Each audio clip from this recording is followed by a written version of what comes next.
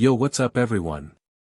It's Harry vs X, and today we're checking out, what if Hel and Fenrir found Harry at age 4 in cupboard and raised the god of death and primal chaos. Drop a like if you're hyped. Subscribe for daily content. Let's get this story started. Chapter 1, The boy who was forgotten. The cupboard under the stairs at number 4, Privet Drive smelled like dust and old shoes and something else, something that didn't have a name in any living language. It was the smell of a child who had stopped expecting things to get better.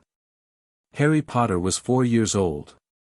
He had a bruise on his left arm shaped like a handprint, a cut above his ear that had mostly scabbed over, and eyes so green they looked wrong, like someone had pressed pieces of a summer forest into a face that had never seen one. He was small for 4, small even for 3, and he sat in the dark of the cupboard with his knees pulled to his chest and his back against the wall, and he was very, very still. Not because he was sleeping. He had learned that stillness was a kind of invisibility. If you were still enough, long enough, the footsteps above you passed without stopping. The door stayed closed. The lock stayed turned. He was staring at a spider on the underside of the stair above him. The spider was building something, a web, slowly, strand by careful strand. Harry had been watching it for 3 days. He had counted the threads. There were 41 of them. He didn't think about being hungry anymore. Hunger had stopped feeling like something that would be answered. It had become simply part of the background, like the dark, like the smell, like the particular creak of the 4th stair that told him someone was coming. No one was coming. The spider laid its 42nd thread. And then the temperature in the cupboard dropped. Not gradually, the way cold crept in under a door. All at once, absolute, like a door swung open in the middle of winter, except no door had opened, and it wasn't winter, and the cold wasn't quite cold. It was something older than cold. It was the temperature of the space between things, the stillness at the bottom of deep water, the quiet at the very end of a long exhale. Harry didn't move. He watched the spider. The spider had stopped moving too. The dark in the cupboard changed quality. It had always been the ordinary dark of an enclosed space, present, indifferent, punctuated by the thin strip of light under the door. Now it was a different kind of dark. It had depth. It had attention. Something was looking at him. Harry turned his head. She was crouched in the corner of the cupboard that shouldn't have had room for anyone to crouch. She was tall, even crouching, he could tell she was tall, with hair that was either black or the complete absence of color, he couldn't be sure which. Her face was the thing that made no sense. Half of it was the pale, sharp-featured face of a woman who might have been any age between 20 and ageless. The other half was the blue-gray of deep winter sky, the color of something that had been still for a very long time. The line between them ran straight down the middle of her face, from the part in her hair to her jaw. Her eyes were the same on both sides. They were the color of old ice. She looked at him the way no one had ever looked at him. Not with irritation. Not with indifference. Not with the calculating consideration of whether he'd been quiet enough, good enough, small enough. She looked at him like he was interesting. "Hello," Harry said. The woman blinked. It was a slow blink, the kind that meant something had surprised her, and he had the sense that she was not often surprised. "Hello," she said. Her voice was quiet and even, the way very still water is quiet and even, but with something underneath it, a depth that vibrated in the back of his teeth. "Are you real?" Harry asked. "More real than most things in this house," she said. Harry considered this. It seemed true. "What's the other half of your face?" She tilted her head. "Which half do you mean?" "The other one. The blue one." She was quiet for a moment. "That half is what I am when I'm being honest," she said. "The living half is what I wear for company." Harry looked at the blue-gray half of her face with genuine curiosity. It wasn't frightening. It was the kind of thing that should have been frightening and wasn't, the way the dark had stopped being frightening after the first month in the cupboard.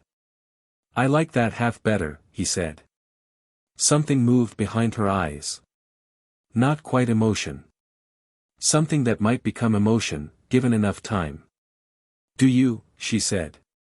It's more true-looking, Harry said simply, and turned back to his spider. The other half looks like a person is making an effort. The woman was quiet for a long time.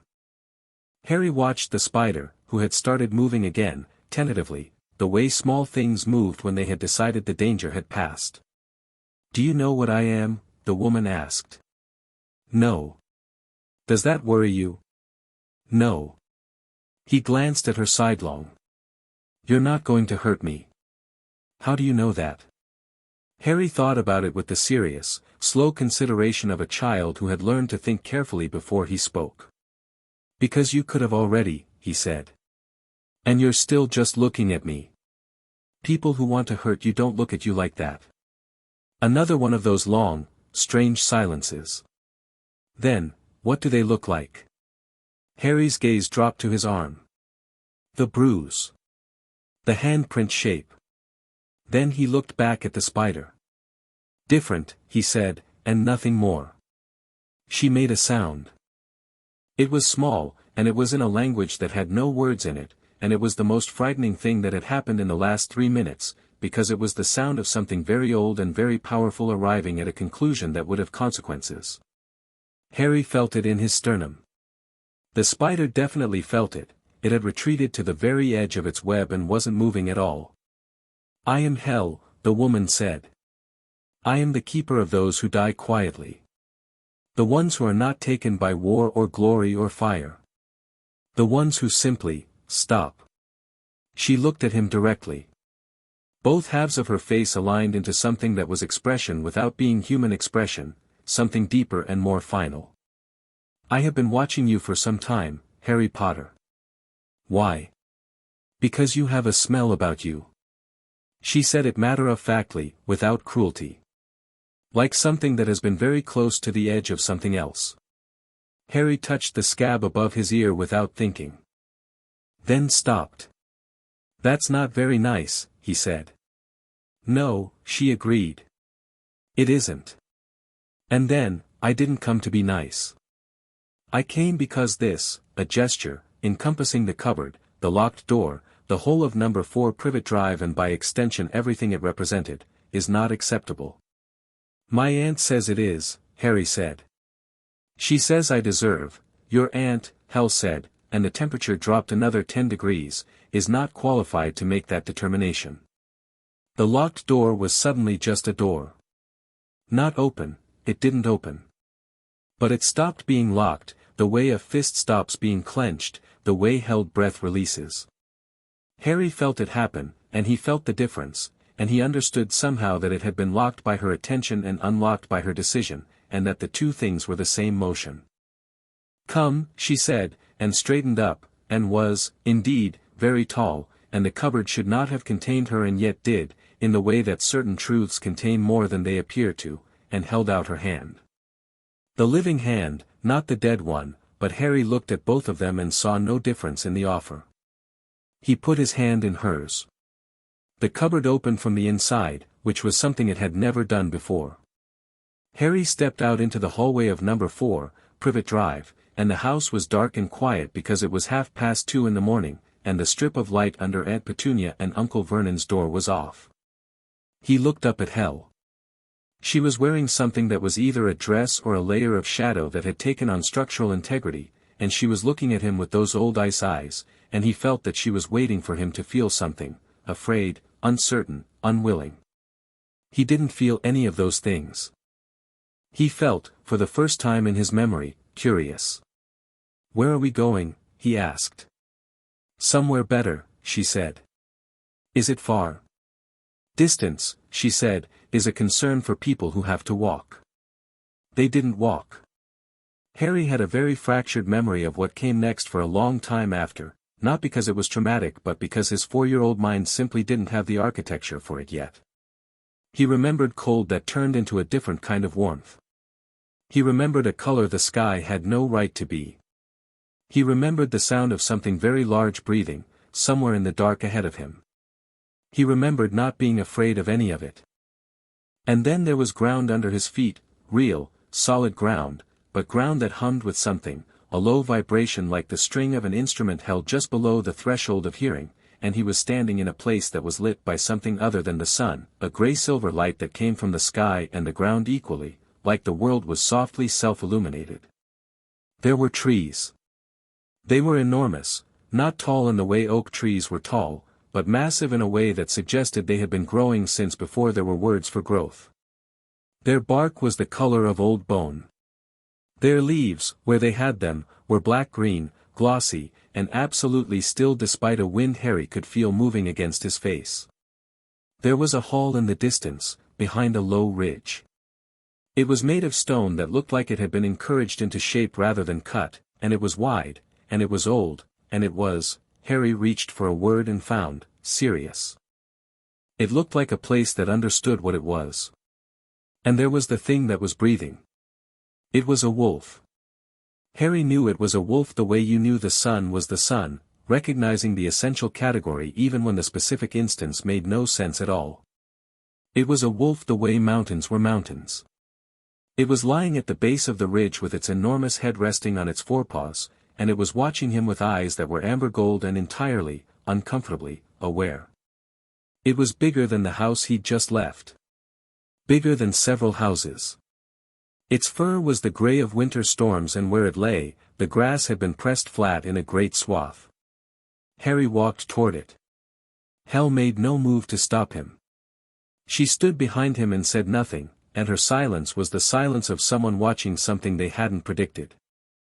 Harry walked up to the wolf's nose, which was, at close range, approximately the size of a dining table, and stood in front of it and looked at it with his green eyes, and it looked back at him. "You're very big," Harry said. The wolf made a sound.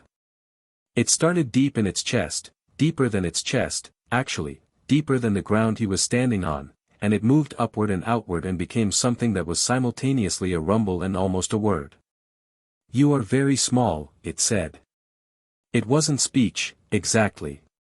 It was more that the concept of the words formed inside Harry's understanding, like the meaning arrived independently of the mechanism. But he understood it perfectly. "I know," Harry said. He reached out and put his hand on the wolf's nose. The fur was coarse and warm and smelled like storm air. "What's your name?" Another rumble.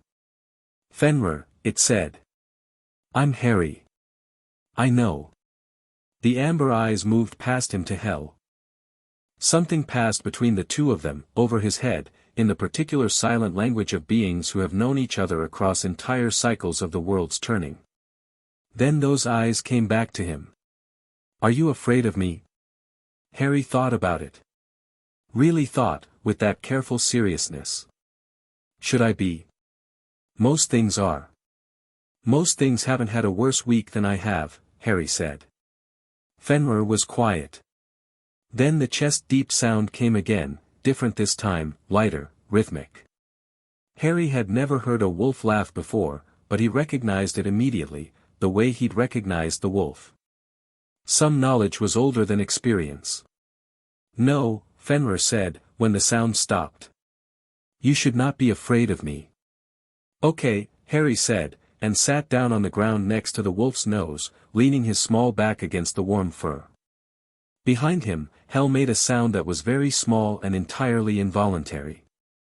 Neither of them mentioned it. He didn't go back. This was not a grand declaration. There was no ceremony of it. He simply didn't go back, and no one at number 4 Privet Drive noticed for 4 days, and when they did notice, the owl that came from somewhere official was found dead on the doorstep on the morning of the 5th day, with no mark on it, and Petunia Desley, who understood more about the world than she admitted, closed the door very quickly and did not mention it to her husband. Harry lived in Niflheim.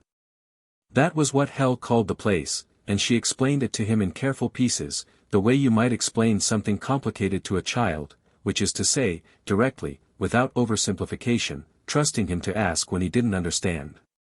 She explained that this was her realm.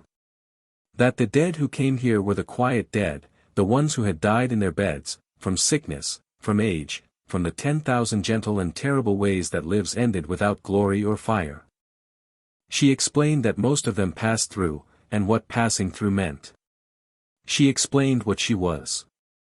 And then, because she was Hel and directness was the only mode she possessed, she explained what she had seen in him. You have a quality, she told him, on the third day, sitting across from him at a table in the hall while he ate, and she had made certain he ate, first thing, 3 proper meals before she explained a single metaphysical concept, that is uncommon. Most souls feel, to me, like fires. Some are large, some are small, some burn hot and fast and some burn long and low. Yours, she paused, which was unusual for her, yours is the first I have encountered in a very long time that burns in more than one color. Harry looked up from his food. What colors? Green, she said. And something older. Something my own color. Death color? Adjacent to it. You are not dead, Harry. You never were. But you have been close enough, long enough, that something of that edge has become part of you. She looked at him steadily. That is not a bad thing. It means you can do things that other living people cannot. Like what? We'll find out, she said. Which was, Harry would come to understand, her highest form of optimism. Fenrir was different. Fenrir taught by doing, by being, by existing in close proximity to a thing and letting the understanding seep in through sheer exposure. He took Harry on his back, low to the ground, Harry tucked against the fur of his neck, hands buried in the grey storm coat, and ran through places that weren't quite places, the margins of worlds, the spaces between stories, the vast roaring dark of primal nothing that existed at the edges of everything structured and ordered. It was chaos. Genuine chaos, not destruction, but the raw unformed state of potential before meaning arrived to constrain it. It was loud and enormous and smelled like lightning and felt like standing at the edge of something immeasurably vast. Harry loved it. He didn't understand why. He just knew that when Fenrir ran through those marginal spaces, he felt, right. Settled. Like a key turning in a lock that had been waiting for it. You feel it, Fenrir said, on one such run, when Harry was 5 and already showing something that made Hel watch him with those calculating old ice eyes. Yes, Harry said. What does it feel like? Like me, Harry said, matter-of-factly. Fenrir slowed. The chaos margins faded back into the silver-lit landscape of Niflheim. He turned his great head to look at Harry over his shoulder with one amber eye. Yes, the wolf said, with a weight to it that Harry wouldn't fully understand for years. Like you. They were careful with his human education, in their way. Hel, who understood the living world with the particular clarity of someone who had been watching it end for a very long time, arranged for books. She arranged for a tutor, once, a shade, actually, a scholar who had died in Alexandria and had been perfectly content in Niflheim for 2,000 years but was willing to spend a decade teaching a child. His name had been something Greek and unpronounceable, and Harry called him Old Ptolemy, and Old Ptolemy taught him mathematics, astronomy, history, philosophy, rhetoric, and the foundational principles of half a dozen dead languages with the brisk efficiency of someone who had genuinely enjoyed being a teacher and hadn't gotten to do it in a while. Hel taught him what she called the weight of things, not spells, exactly, though they would become spells later. She taught him to feel the difference between a soul still burning and a soul that had begun to quiet. She taught him to stand at the boundary of living and not living and understand which side he was on. She taught him that death was not the enemy of anything. It was simply the end of a conversation.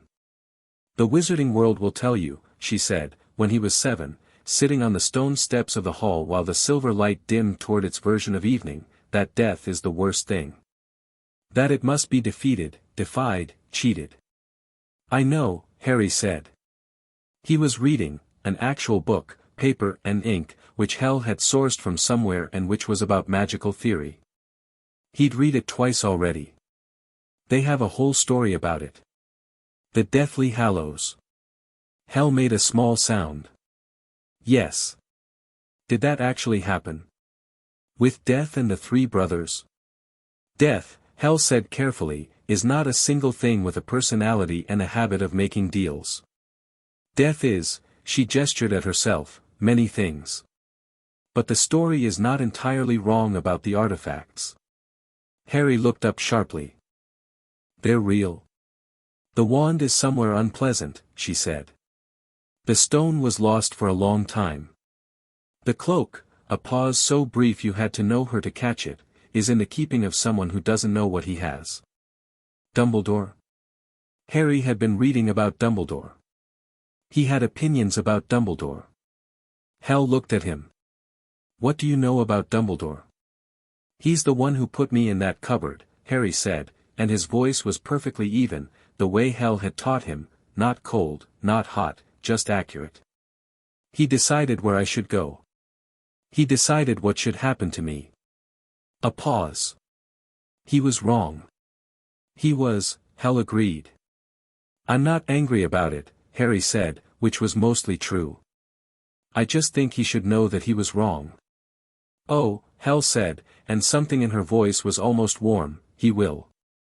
Fenrir taught him to fight. This was less formal than the lessons with old Ptolemy and less conceptual than Hel's teachings. Fenrir taught him the way Fenrir understood things, by example, by instinct, by the raw physical understanding of a body that had been built to end the world. When Harry was 8, Fenrir began to teach him what chaos magic actually was. It was not the magic Harry would later learn at Hogwarts. It had no Latin words and no wand movements and no theory that could be written in a textbook. It was the magic of the margins, the power of the unformed, the potential before structure, the raw stuff that everything else was made of. When Harry reached for it, it felt like Fenrir's back at speed, enormous, alive, terrifying, exhilarating, and entirely his. The death-adjacent quality that Hel had identified, that was different. That was quieter, colder, more precise. It was the ability to understand the weight of things. To feel a living creature and know, with bone certainty, where the boundary of its existence was. Not to push it, Hel was very clear that pushing it was not the point, and Harry understood this without needing to be told twice, but to understand it. To hold it in awareness. To know that you were standing next to something finite and to treat that finitude with the respect it deserved. Together, they made something that had no single name. The wizarding world would have called it dark magic and been wrong in the specific way that small words were wrong for large things. The Norse framework called it his inheritance, which was closer. Old Ptolemy, in one of his last lessons before he decided he'd done all he could, looked at Harry working through a particularly complex piece of chaos theory, age 9, frowning, rebuilding the entire theoretical structure from scratch because the given structure didn't fit what he was actually experiencing, and said, in Greek, "You are going to terrify everyone who meets you." Harry looked up. Is that bad? Old Ptolemy thought about it. Depends entirely on who's being terrified, he said, and that was his final lesson. The years passed in the silver light of Niflheim, and Harry grew. He grew into the kind of person that Hel and Fenrir were, not in type, because he was human and remained human, but in approach. He had Hel's directness and Fenrir's absolute, bedrock confidence, not arrogance, not the performance of strength, but the real thing, the deeply rooted certainty of someone who knows precisely what they are. He had no template for fear in the way the wizarding world produced it. He'd spent years with the goddess of death and the wolf who would eat the world, and they had never treated him as small, never treated him as an obstacle to be moved or a problem to be managed, and that absence had shaped him from the inside out. He had, also, Hel's sense of humor, dry, sparse, arriving without warning and landing with precision. He had Fenrir's physical ease, the loose-limbed comfort of something that knows it can handle whatever comes. He had, from old Ptolemy, genuine intellectual delight, the kind that lit up his face unpredictably and made him, in unguarded moments, look exactly like what he was, a child who had been taught by extraordinary creatures and had loved every second of it. He was also, undeniably, a boy. He was messy and impractical and passionate about things in the way that children were passionate. He had an entire period at age 8 of being fascinated by Roman siege engineering to the exclusion of most other topics, which Hel bore with patience, and he laughed easily, which had surprised Fenrir when it first happened, the pure bright sound of it echoing off the bone-colored trees. He had a scar on his forehead that sometimes felt like a second heartbeat, out of rhythm with his own. Hel had explained that too, in pieces, over years, waiting until he was ready for each piece. The night she explained the Horcrux, he was 10 years old and sitting on the ground between Fenrir's forepaws, his habitual seat, the place he thought best, and she had told him about Voldemort and the prophecy and the night his parents died with the same level, even voice she used for everything, because she believed he deserved the truth in full and that softening truth was a form of disrespect. He was quiet for a long time after. Then he said, "There's a piece of him in me." "Yes," Hel said. "Can you take it out?" Hel was quiet. This was the long quiet, the one that meant she was considering things that had weight to them, consequences that extended in multiple directions. "Not without killing you," she said. "As things currently stand." Harry leaned back against Fenrir's chest. Fenrir's breathing was very steady, the deep, slow breath of mountains. "And if he's destroyed? All the other pieces? Then it becomes possible," Hel said, "that the piece in you could be removed. Or could simply," she turned one hand over, a gesture that encompassed complex metaphysics in a single motion, "cease to hold. So we have to destroy the others first. You have to destroy the others first." "That seems like a lot of work," Harry said. Fenrir made the laugh sound. Hel came very close to smiling. "Yes," she said. "It is." "Fine," Harry said, and that was more or less the extent of his crisis about it. Not because he didn't care, he did, the knowledge that a fragment of the thing that had killed his parents lived behind his scar made him feel something cold and purposeful. But the coldness wasn't despair. He'd been raised by death. He understood, on a level he couldn't have articulated, that having a piece of death's enemy in you was not a terminal condition. It was a problem, and problems were solved. He had also, that same year, asked Hel about his parents. She had told him. Not everything, there were things she didn't know, and she wouldn't pretend, but she told him what she knew, and she brought him, once, to a place in the deeper halls of Niflheim where the quiet dead passed through, and she let him understand that James and Lily Potter had passed through already, long ago, had moved to wherever the journey continued, and they had not been quiet as they went. They had gone still burning. Harry stood there for a long time, in that deep hall, with the cold light of it around him, and he felt something that was complicated and large and didn't have a single name. Then he straightened up and looked at Hel and said, "They'd be okay with who I am, right? Being raised here." Hel looked at him, both halves of her face, the living and the true, and said, "Your mother would be furious at what was done to you and grateful for what replaced it. Your father would think Fenrir was the best thing he'd ever seen and would never stop talking about it."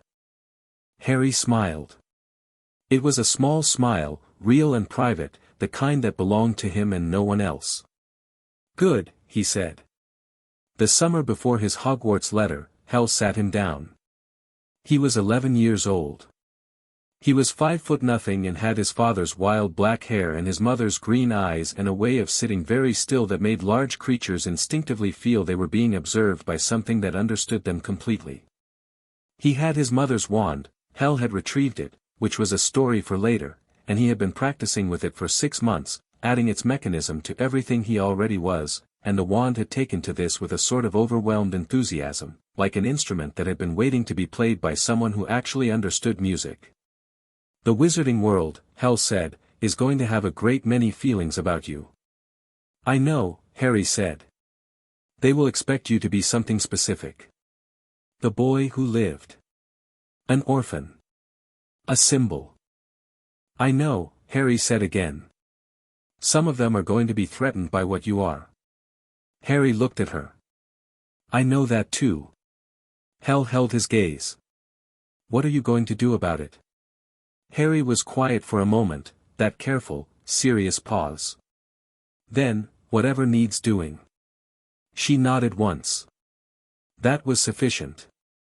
Fenrir, who had been lying outside the hall in his usual spot, raised his great head as Harry came out and looked at him with those amber eyes that held every storm that had ever been. "Going to the small place?" the wolf asked. "Yes." They won't know what to do with you. Harry grinned. It was sudden, bright, the grin of someone who found this genuinely funny. Probably not, he agreed. Fenrir's breathing deepened. The sound that wasn't quite a laugh rumbled through the silver air.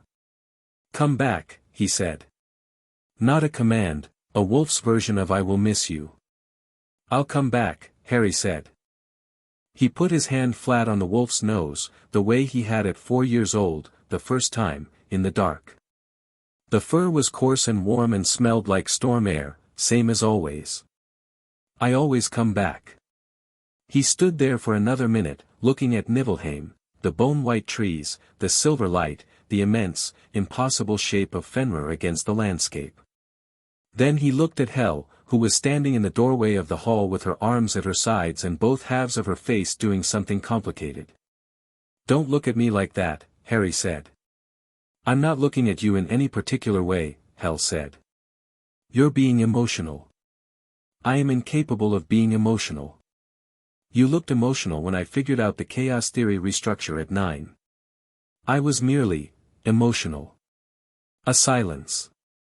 Hel looked at him with those old ice eyes that had, over 7 years, developed faint lines at the corners that hadn't been there before. When you need us, she said, we will come. I know, Harry said. He didn't say I'll be fine, because that would have been beneath both of them. He said, I'll send word when it gets interesting.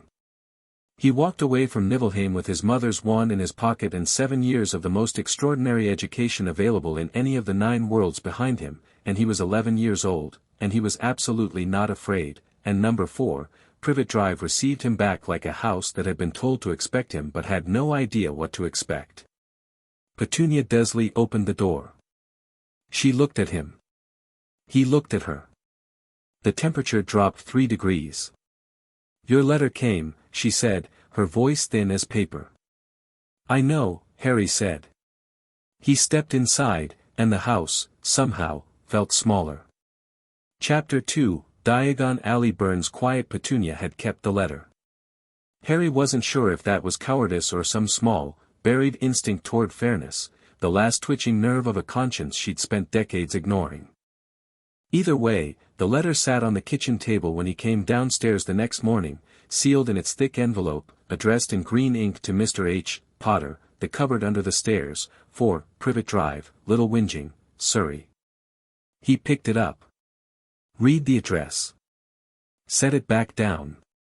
There's a cupboard under the stairs, he said. Petunia, standing at the stove with her back to him, went very still.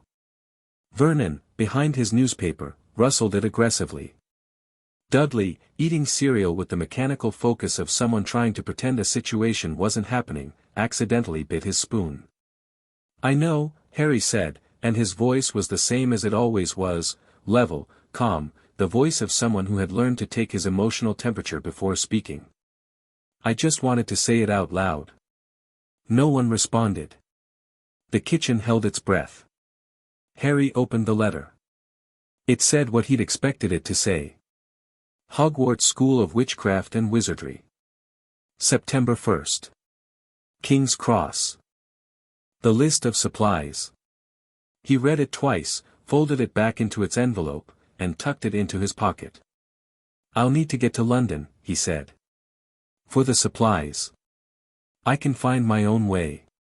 Vernon's newspaper lowered. His face had gone the particular shade of red that Harry associated with either anger or high blood pressure. Now see here, boy, I wasn't asking, Harry said, and looked at him. Just looked. Not threateningly, he didn't need to be threatening. He just looked, with the green eyes that had learned stillness from a goddess and depth from a wolf, and Vernon Desley experienced the sudden physical certainty that whatever he'd been about to say was not, in fact, a sentence he wanted to finish. The newspaper went back up. Right, Harry said. London, then.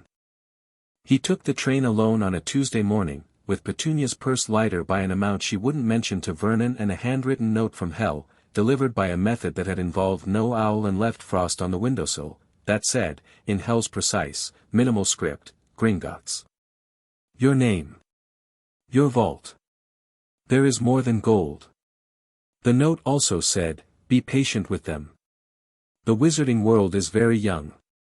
Harry put this advice in his pocket alongside the Hogwarts letter and watched Surrey give way to London through the train window and felt, for the first time in a week, the knot between his shoulders ease slightly. The human world had always felt slightly too bright to him, slightly too loud, the colors too saturated and the sounds too sharp. Niflheim had a different register, quieter and deeper, and coming back to the living world always took a day or two of adjustment. He found the leaky cauldron without much difficulty. Hel had described it. More than that, he felt the layer of magic on it the way he felt most things, as a texture, a temperature, a particular quality of the air. The pub sat between a bookshop and a record store and vibrated at a frequency the passing mundane Londoners weren't calibrated to detect. Harry walked in. It went quiet. Not immediately, pubs didn't go quiet immediately, there was always a half-second lag while the information traveled from person to person around the room. But it went quiet, and people turned, and faces did things. Surprise, mostly. Some people went very still. A few leaned toward their companions with urgent low words. He knew what they were seeing. He'd read enough about it. The scar on his forehead was visible, his hair was his father's, impossible to tame, but short enough above his brow that the lightning bolt showed. He'd thought about covering it and dismissed the idea. Hel's voice in his head, wearing a mask is a choice, and every choice has consequences, make sure you choose the mask and not the other way around. He hadn't chosen a mask. He wasn't wearing one. Tom, the barman, came toward him with the particular speed of someone trying to get ahead of a developing situation. He was old and mostly toothless and had the look of a man who had seen most things and been surprised by very few of them, but he was looking at Harry now with wide eyes and something that was almost wonder. "Bless my soul," Tom said. "It's Harry Potter." "Yes," Harry agreed. "I need to get to Diagon Alley." Tom blinked. He seemed to have expected more from this moment, possibly tears, or trembling, or the dazed overwhelm of a child discovering a hidden world. Harry watched him process the absence of these things and find a new approach. Of course. Right through here." He led Harry through the pub while the other patrons stared, and one old witch burst into tears, and a young wizard half rose from his seat before sitting back down when Harry turned that green gaze toward him. The brick wall at the back of the pub opened smoothly, Tom tapped it with his wand in the right sequence, and the archway appeared, and the sound and color of Diagon Alley tumbled through. Harry stepped through and stopped. The alley stretched ahead of him, bright and crooked, packed with people and smells and noise, storefronts crowded together with signs that moved and windows that displayed impossible things. A broom servicing shop. A cauldron cellar with stacks of them tumbling into the street. An apothecary with barrels of ingredients outside that smelled richly of something between forest floor and copper. Owls. Cats. Someone arguing loudly about the price of dragon liver. He stood in it and felt everything simultaneously, the layers of magic thick in the air here, generations of it, accumulated and woven into the very stone of the place, the hundreds of people, each with their own particular alive weight, their burning fire quality that he could feel without focusing, and beneath all of it, old and patient, the slow hum of something deeper, the same frequency as the world's bones. Then he walked forward, because standing and feeling things was Hel's approach and he'd picked it up, but he'd also picked up Fenrir's preferred method, which was to move. Gringotts rose at the far end of the alley, white and gleaming, aggressively taller than everything around it. The goblins at the entrance watched him approach with the flat attention of beings that assessed everything passing through their doors and found most of it inadequate. Harry assessed them back with the same level consideration and saw the slight adjustment in their posture when he did, the recalibration of someone who has been looked at as an equal by someone they expected to look past them. He went through the bronze doors, then the silver doors. The goblin at the main desk had the standard Gringotts expression, professionally contemptuous, subtly imperious, prepared for humans in the way that predators were prepared for prey. "Harry Potter," Harry said, before the goblin could speak. "I have a vault here." I'd like to access it, and I also need to speak with whoever manages the Potter accounts. The goblin blinked. One slow blink, very like Hel's. Do you have your key? No, Harry said. I was raised elsewhere. If Gringotts requires proof of identity, I can provide it. He was thinking of the note from Hel, which was proof of nothing, but also thinking of the simpler fact, he was standing here with a lightning bolt scar on his forehead, his father's face, and his mother's eyes, and he suspected the goblin's magic was significantly better at identification than a key. The goblin studied him for a moment, then made a small motion. Another goblin appeared. Griphook will take you, the desk goblin said, with a barely perceptible shift in register, still imperious, but the professional contempt had acquired a slight thread of interest. Griphook led him to a cart. Harry sat in it with the easy comfort of someone who had ridden Fenrir at full run through chaos margins, and when the cart launched itself into the underground at frankly alarming speed, he braced himself naturally and watched the tunnels go by with genuine curiosity. The vault was large. It was also, as Hel's note had promised, more than gold. There was a significant pile of gold, certainly. Harry took what he needed for school supplies without drama, but there was also a locked chest in the far corner that hummed at him. He crossed to it. Touched the lock. The lock recognized him, he felt it, the way a door recognized a key. Inside the chest, a small stack of folded letters, tied with a ribbon. His parents' handwriting. A collection of photographs that moved. A sealed envelope addressed to him in his mother's script, the ink still bright as fresh magic. A ring with the Potter crest. And a folded piece of cloth that, when he lifted it, seemed to make his hands disappear. He stood in the vault with his parents' letters in one hand and an invisibility cloak in the other and was very quiet for a moment. Not because he was overwhelmed, he was 11, and he had learned to hold large feelings with the same steady hands he held everything else. But because the cloak had the particular texture of very old magic, and he knew, because Hel had told him, that it was one of 3. He put everything back in the chest, except the cloak, which he folded into his pocket, and the letters and photographs, which he tucked carefully inside his jacket, against his chest. He didn't open the letters in the vault. That was private, and private things needed space. The account manager, when Harry requested him, turned out to be a goblin called Ragnarok, who was older than the others and had the bearing of someone who had managed the fortunes of very powerful people for a very long time and had his own opinions about all of them. He looked at Harry across a desk covered in documents and said, without preamble, "You've been missing for 7 years." "Not missing," Harry said. "Elsewhere. Gringotts was not informed of your whereabouts." "Gringotts wasn't responsible for me," Harry said, not unkindly. "Hel was." The name landed in the room with the weight Hel's name usually carried. Ragnarok was very still for exactly 2 seconds. Then he said, carefully, "The Potter accounts have accrued interest. There are also the Black family holdings, which will pass to you in certain circumstances, and the Potter family trust, which is now fully in your access." A pause. "You are aware that Albus Dumbledore was named co-trustee of your accounts during your minority?" "He was," Harry said. "He's not anymore." Ragnarok looked at him. Harry looked back.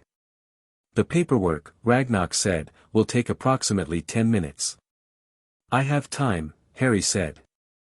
He left Gringotts 45 minutes later with his full financial autonomy, a detailed accounting of everything in the Potter vaults, and the sincere respect of at least one goblin, which he suspected was not a thing that happened to most 11-year-olds. The alley had noticed him. He could feel it, the ripple of his passage, conversations pausing, picking back up with new content. Someone took a photograph. He didn't look at them.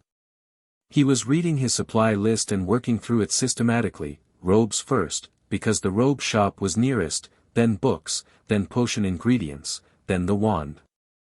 Madame Malkin's was efficient. Harry stood on the fitting stool while Enchanted Needles took his measurements and the witch made small talk that was really an attempt to figure out who he was and why he seemed so composed, and he answered politely and mostly monosyllabically, and when she mentioned that there was another student in the back being fitted, he said that was fine. The student in the back was a boy approximately Harry's age with white blonde hair and the automatic posture of someone raised to consider himself the focal point of every room. He looked at Harry with pale grey eyes and did the forehead scar recognition and straightened slightly. "Harry Potter," the boy said. "Yes," Harry said. "Draco Malfoy." He said it the way someone said a password, expecting doors to open. "All right," Harry said. Draco processed this response. It clearly wasn't the expected response. "You're starting at Hogwarts this year?" "Yes." "Do you know what house you'll be in?" "No." "Well, Malfoys have always been in Slytherin. It's the best house. I can tell you now, you don't want to end up in Hufflepuff."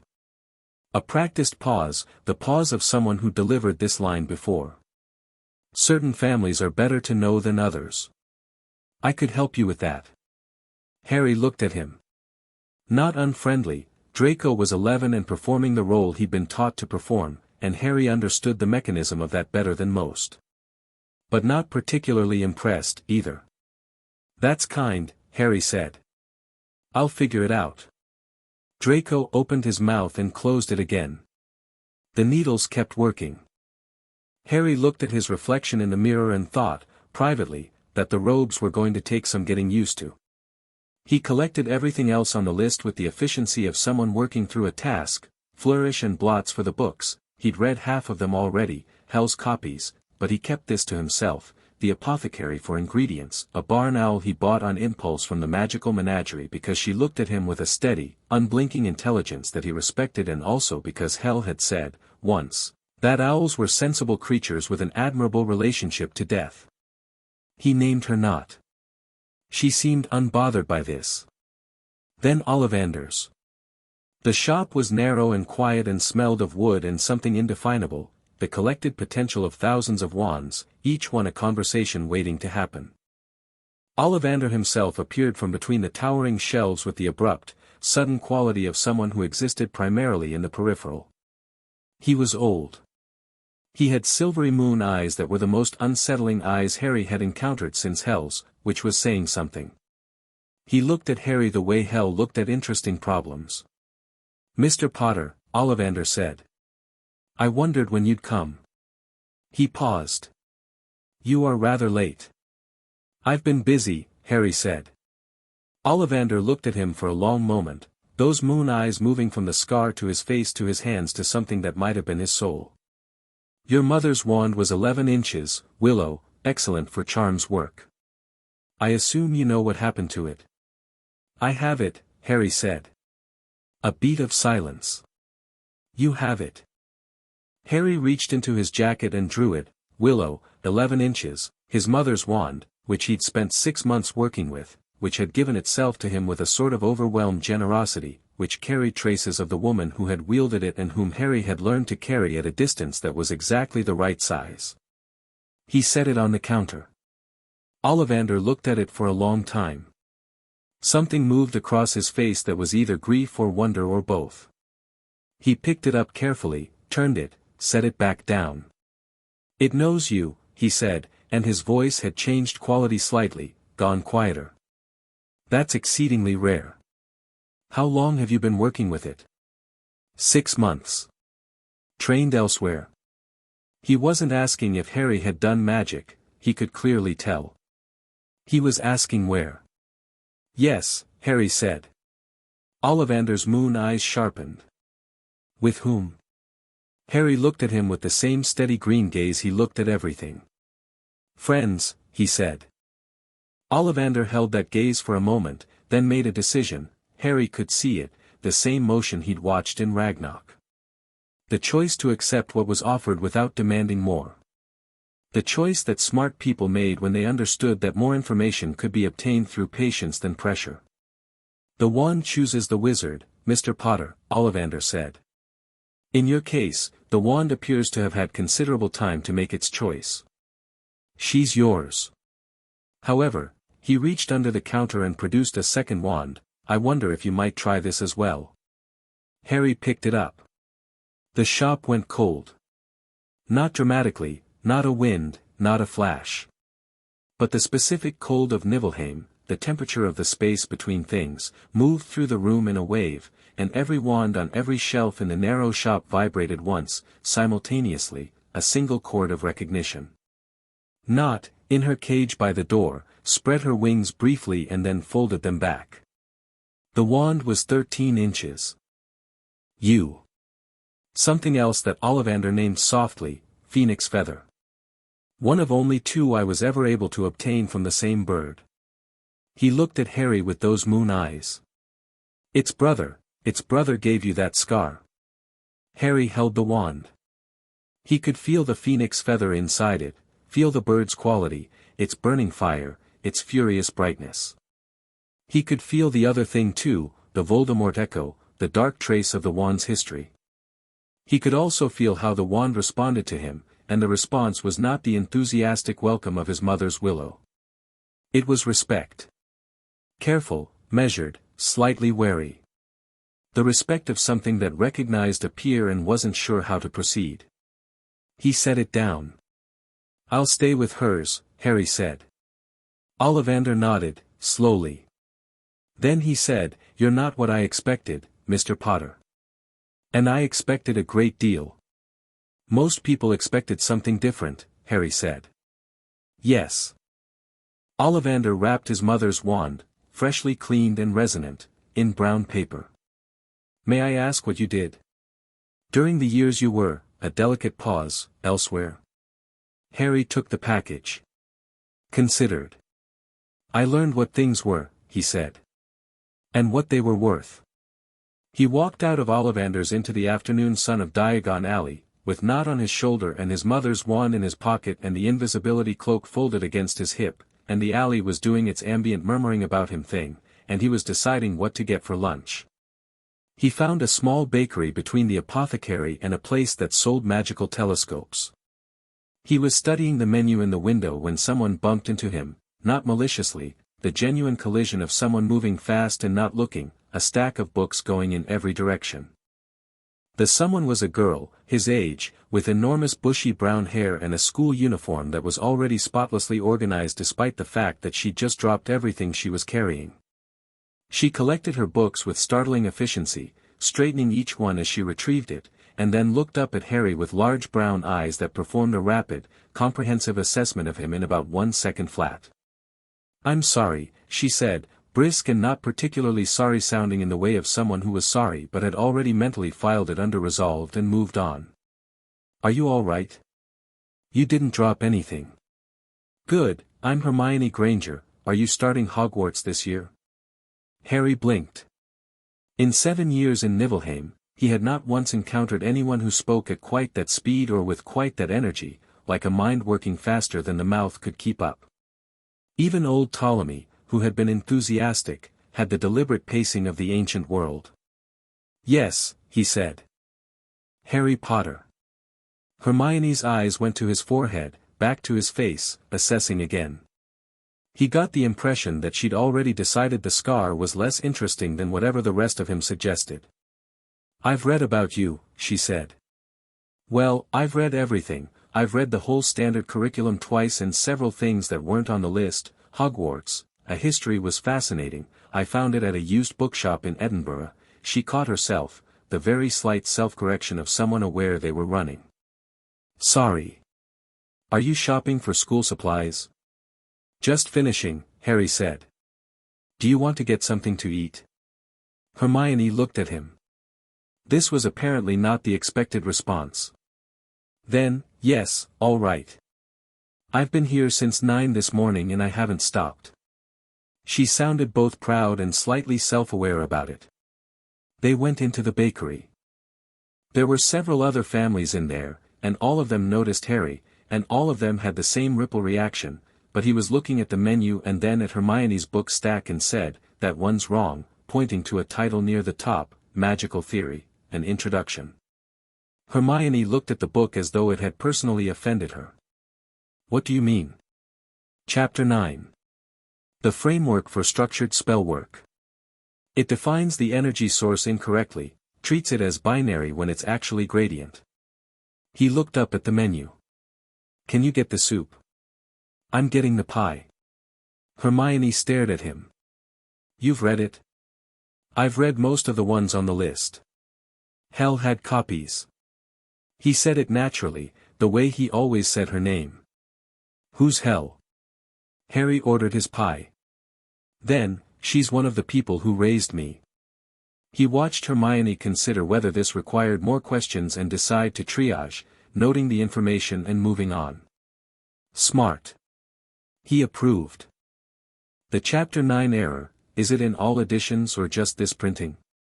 All editions, Harry said. The whole section needs restructuring.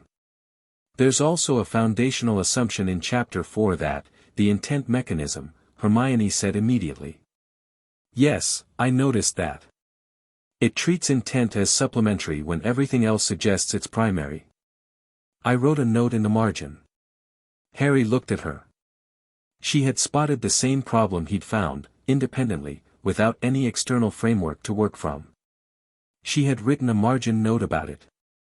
He felt the particular warm feeling of recognizing a kind of mind. Good, he said. They sat in the bakery for an hour, and by the time they left, Hermione had a comprehensive list of the textbook errors Harry had identified, 3 book recommendations that weren't on the curriculum, and the distinct air of someone who had arrived expecting a good day and gotten an unexpectedly excellent one. Harry, for his part, had a full stomach, a new acquaintance whose brain operated at a rate he found genuinely interesting, and not on his shoulder regarding the remnants of his pie. The afternoon light was going amber by the time he made it back toward the leaky cauldron, taking a slightly longer route because Diagon Alley had a second level of storefronts he wanted to look at. He passed a narrow side street that split off toward Nocturne Alley. He could feel the quality of magic there changing, going darker and more layered, the way the margins of the world felt, but smaller and more deliberate. He was walking past when he noticed the boy. He was sitting on a crate outside the entrance to the side street, which wasn't Nocturne Alley proper but was close enough that a nervous-looking child sitting outside it was notable. He was round-faced and pale, holding a toad that was making a bid for freedom, and he had the air of someone who had lost something and was working up the nerve to decide what to do about it. You all right? Harry asked. The boy startled so hard the toad nearly escaped. He clutched it back and looked at Harry with wide brown eyes. Yes. I mean, no, I'm looking for the robe shop and I think I went the wrong way. A pause, during which he seemed to also do the scar recognition. His response was different from most, not wonder or excitement but a kind of hesitant relief, like an unexpected landmark. You're Harry Potter. Yes. The robe shop is back that way, past the apothecary, take the right fork. Harry pointed. You want to stay out of this street. The boy looked at the dark entrance behind him as if he'd only just noticed it. Shuffled quickly forward. Thanks. I'm Neville. Neville Longbottom. He said his name the way people said things they weren't sure would be received well. Harry knew that particular quality. He'd met it in himself, long before Niflheim. Good toad, he said. Neville looked at the toad, then at Harry. He keeps escaping, he said, with the weary love of someone who found the object of their exasperation fundamentally non-negotiable. They always do, Harry said. What's his name? Trevor. Trevor made a sound that conveyed profound indifference to the situation. Where are you from? Harry asked. He'd heard the name Longbottom, Hel had mentioned it, in the context of the prophecy, the night Voldemort had fallen. It could have been either child, she'd said, and then left the thought there, and Harry had understood that Neville Longbottom existed in a particular relationship to history that was probably uncomfortable to live inside. Devon, Neville said. Well, a place near. My gran brought me. She's at the bookshop. His face was doing something complicated, proud and uncertain and quietly hopeful, the face of someone who wanted to talk to another person and wasn't sure if they were allowed. Are you going to Hogwarts? 1st of September, Harry said. You? Yes. Neville looked briefly like Christmas had been shifted forward. Gran says Hogwarts is, well, obviously I'm going, all the Longbottoms, he stopped. Rerouted. I'm just glad it's real, he said, quieter. I was worried, for a while, that maybe I wasn't, that I might not. He didn't finish it. He didn't need to. Harry understood the underneath of it, the particular fear of someone who'd spent years worried they weren't enough to qualify as the thing they were supposed to be. He understood it from the inside, from the years before Niflheim, and from after, from understanding that the fear was wrong but that knowing it was wrong didn't automatically make it absent. You'll be fine, Harry said. And he said it the way Hel said things, not to comfort, not as a platitude, but as a factual assessment. It landed differently that way. Neville looked at him. How do you know? Because you're here, Harry said. And you're paying attention. That's what it actually takes. He left Neville to find his gran at the bookshop, and walked back through the alley toward the leaky cauldron, and Not rode his shoulder the whole way with her wings folded and her head swiveling, taking in every detail. He was almost at the cauldron when the crowd ahead of him shifted, and he saw, ahead, moving with the particular purposeful stride of a very tall man who was trying not to be noticed by the people he was literally head and shoulders above, Albus Dumbledore. The headmaster was with a young woman who Harry didn't recognize, and he was clearly shopping. He had a bag from Flourish and Blots, and he was doing the thing that powerful people did in public, which was performing the impression of someone casual and unimportant while radiating the opposite. He hadn't seen Harry. He was looking at something in a shop window to his left. Harry stopped. He felt the old, familiar assessment happen, the one that went through his options in a moment. He could keep walking and the man would likely not notice him. He could turn and go another way. He could, but no. He'd told Hel he'd send word when it got interesting. He walked forward, straight, unhurrying, through the crowd that instinctively moved for him in the way crowds moved for things that felt significant, and when he was 5 feet from Dumbledore he said, clearly and not loudly, Professor Dumbledore. The headmaster turned. Harry had read descriptions. He had Hel's account, which was clinical and precise. He had his own understanding, built over years of thinking about the man who had decided a cupboard under the stairs was acceptable. None of it had quite prepared him for the physical reality of Albus Dumbledore looking at him with those blue eyes, which were, and Harry registered this with the part of him that had been trained by Hel to read people, genuinely glad. He looked glad the way a person was glad who had carried something heavy for a very long time and saw, approaching, the person they could finally give it to. Harry found this complicated. He filed it away. Harry, Dumbledore said. His voice was warm, deep, the voice of a man who had used it to move rooms. My dear boy. You're all right. Yes, Harry said. We weren't certain, when you disappeared, there were concerns. I wasn't missing, Harry said. Not unkindly. Just accurately. I was elsewhere. Dumbledore's eyes moved over him, the assessment, the taking in, the calculation that Harry could feel moving behind the warmth the way a current moved under still water. He was trying to understand what he was looking at. Harry didn't help him with it. Where have you been? Dumbledore asked. With friends, Harry said. Which friends? Harry looked at him. Not the warming, intimidating look, not a power play.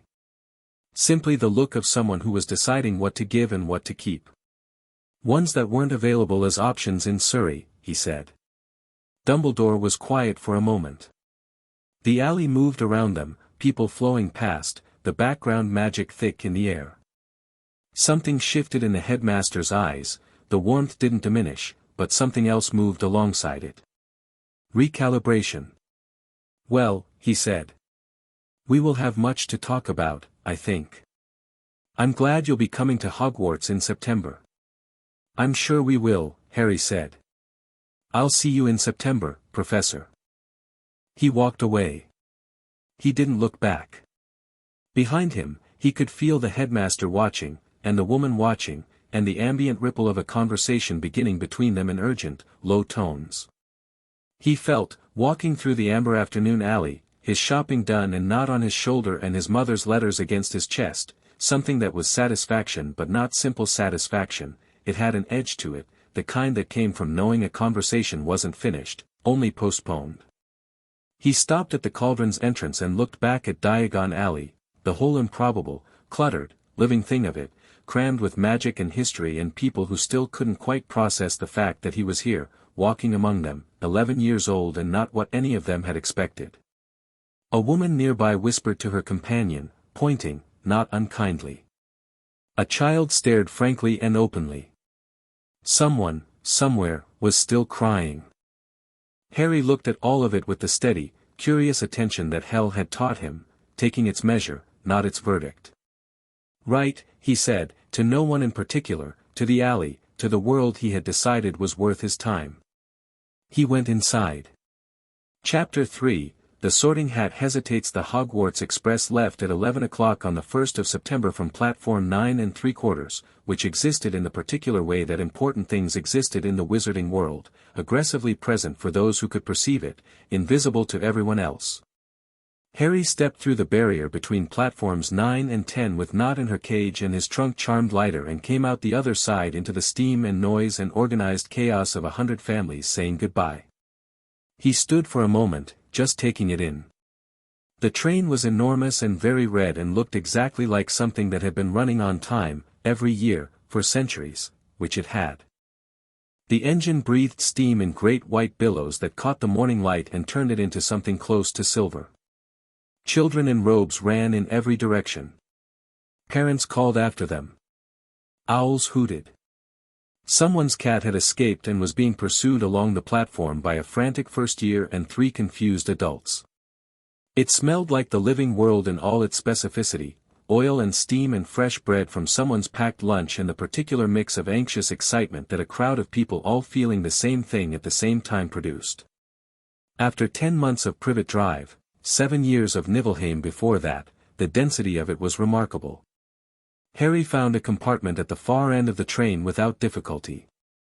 He loaded his trunk, settled Knot, and sat by the window. He'd been watching the platform for about 10 minutes when Neville appeared in the doorway, holding Trevor with both hands and looking simultaneously relieved to find a familiar face and nervous about intruding on one. "Can I?" Neville started. "Yes," Harry said. Neville loaded his trunk and sat across from him, and Trevor sat in Neville's lap with his characteristic philosophical indifference to everything, and they were both quiet for a moment in the comfortable way of people who had calibrated each other already and didn't need to fill silence to prove something. "Gran cried," Neville said. "She didn't want me to see, but I did." "That's not bad," Harry said. "No," Neville agreed. He stroked Trevor's back absently. "It's just a lot, is all." A pause. "Did anyone see you off?" Harry looked out the window at the thinning crowd on the platform, parents beginning to fall back. "Not today," he said. "My family isn't, we're not close." He'd thought about asking Hel. He'd dismissed it, not because it wasn't appropriate, but because a goodbye with Hel present would become a different kind of event, and he wanted this one to be its own thing. She'd come when she was needed. They'd agreed on that. Hermione found them at the second stop when the train was underway, coming through their compartment door with the expression of someone who had spent 20 minutes methodically checking every compartment and was satisfiedly completing the task. "I was hoping I'd find you," she said, directing it primarily at Harry, then extending it to Neville with the quick social adjustment of someone who processed that he was clearly a unit with Harry. "There's nowhere else to sit and also I wanted to talk about the Chapter 9 problem." "Can I come in?" "You're already in," Harry said. Hermione looked at the space she was occupying and recalibrated. "Right." She loaded her bag and sat. She had a book open before she'd finished sitting down, and then she was talking, about the textbook errors, then about Hogwarts, a history and several things she'd found contradictory in it, then about the 4 houses and the sorting, and then, with a brief shift in gear, at Neville, "What house do you think you'll be in?" Neville went slightly pale. I don't know. Maybe Hufflepuff." He said it the way people said the thing they thought was safe, the option that carried the least expectation. "Hufflepuff is good," Harry said. Both Hermione and Neville looked at him. He got the impression that this wasn't the standard view. Hard workers, loyal, underestimated, Harry said, in the manner of someone listing actual qualities. Those aren't weaknesses dressed up. They're the real thing. Hermione was quiet for a half-second, the specific half-second of someone whose existing opinion was being productively complicated. I've been assuming Gryffindor, she said, not as a boast, but as a statement of data.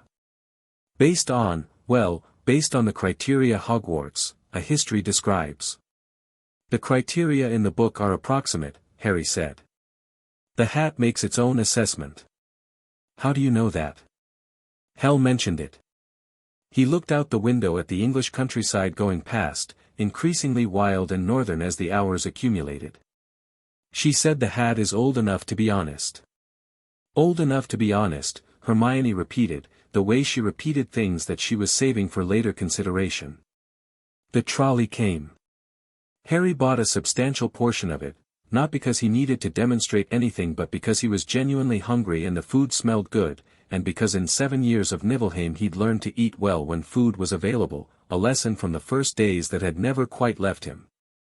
He distributed things equitably and Neville ate with the particular relief of someone who'd been too nervous to eat breakfast. They were somewhere north of Birmingham when the compartment door slid open again, and Draco Malfoy came through it with 2 large boys who served the function of background weight and an expression that had clearly been arranged to look casual. He took in the compartment, Harry, Hermione, Neville, Trevor, the remnants of a trolley's worth of food. His gaze settled on Harry. I thought I'd find you here, he said. I wanted to continue our conversation. We didn't have a conversation, Harry said. We had a fitting. Draco paused. The large boys didn't react because they apparently didn't do that independently. I wanted to offer, there are people it's worth knowing at Hogwarts. Old families. Your father manages his own relationships, Harry said. You should probably manage your own too, without using his as a reference. Something flashed in Draco's grey eyes, not quite anger. More the surprise of someone whose script had been pulled. He recovered quickly, he had been raised to recover quickly. I'm trying to be friendly, he said, and it had just enough truth in it to be interesting. This was not a stupid boy. He was performing, yes, but there was something underneath the performance that was watching, adapting, genuinely curious. You can be friendly, Harry said. But you don't need to offer me anything to do it. Just sit down if you want to talk, or don't. Another pause. Longer. Draco looked at the compartment, at Neville, who he clearly assessed as not significant, a mistake that Harry noted, and at Hermione, whose blood status he was almost certainly calculating. Then he looked back at Harry with those pale eyes and made his decision. I'll find you at school, he said, and left. The large boys followed. Hermione let out a breath. That was Draco Malfoy, she said. His family has his father is, I know who his father is, Harry said. And you're not worried? Harry looked at her steadily. No. She studied him for a moment, that rapid, comprehensive assessment. Then she went back to her book, which was, Harry noticed, the wrong way for her to file the answer. She was still thinking about it. Good. Hogwarts appeared when the train came around a long curve in the darkening evening, and the first sight of it did something to the air inside the carriages, a collective held breath, the hush of 200 children simultaneously encountering something that was the size they'd imagined the world could be, which it very rarely was. It rose against the last light of the sky, massive and intricate, its towers catching the last of the sunset, its hundreds of windows already lit from within. The lake threw back its reflection doubled, the castle and its ghost inhabiting the still water together. Somewhere on its grounds, things were old enough to be felt from here, stone that held memory, wards that had been rebuilt and rebuilt until they were part of the landscape, a magic so layered and accumulated it had its own gravity. Harry looked at it and felt, from it, a recognition that surprised him. Not what he'd expected a school, an institution, something human-built and human-maintained.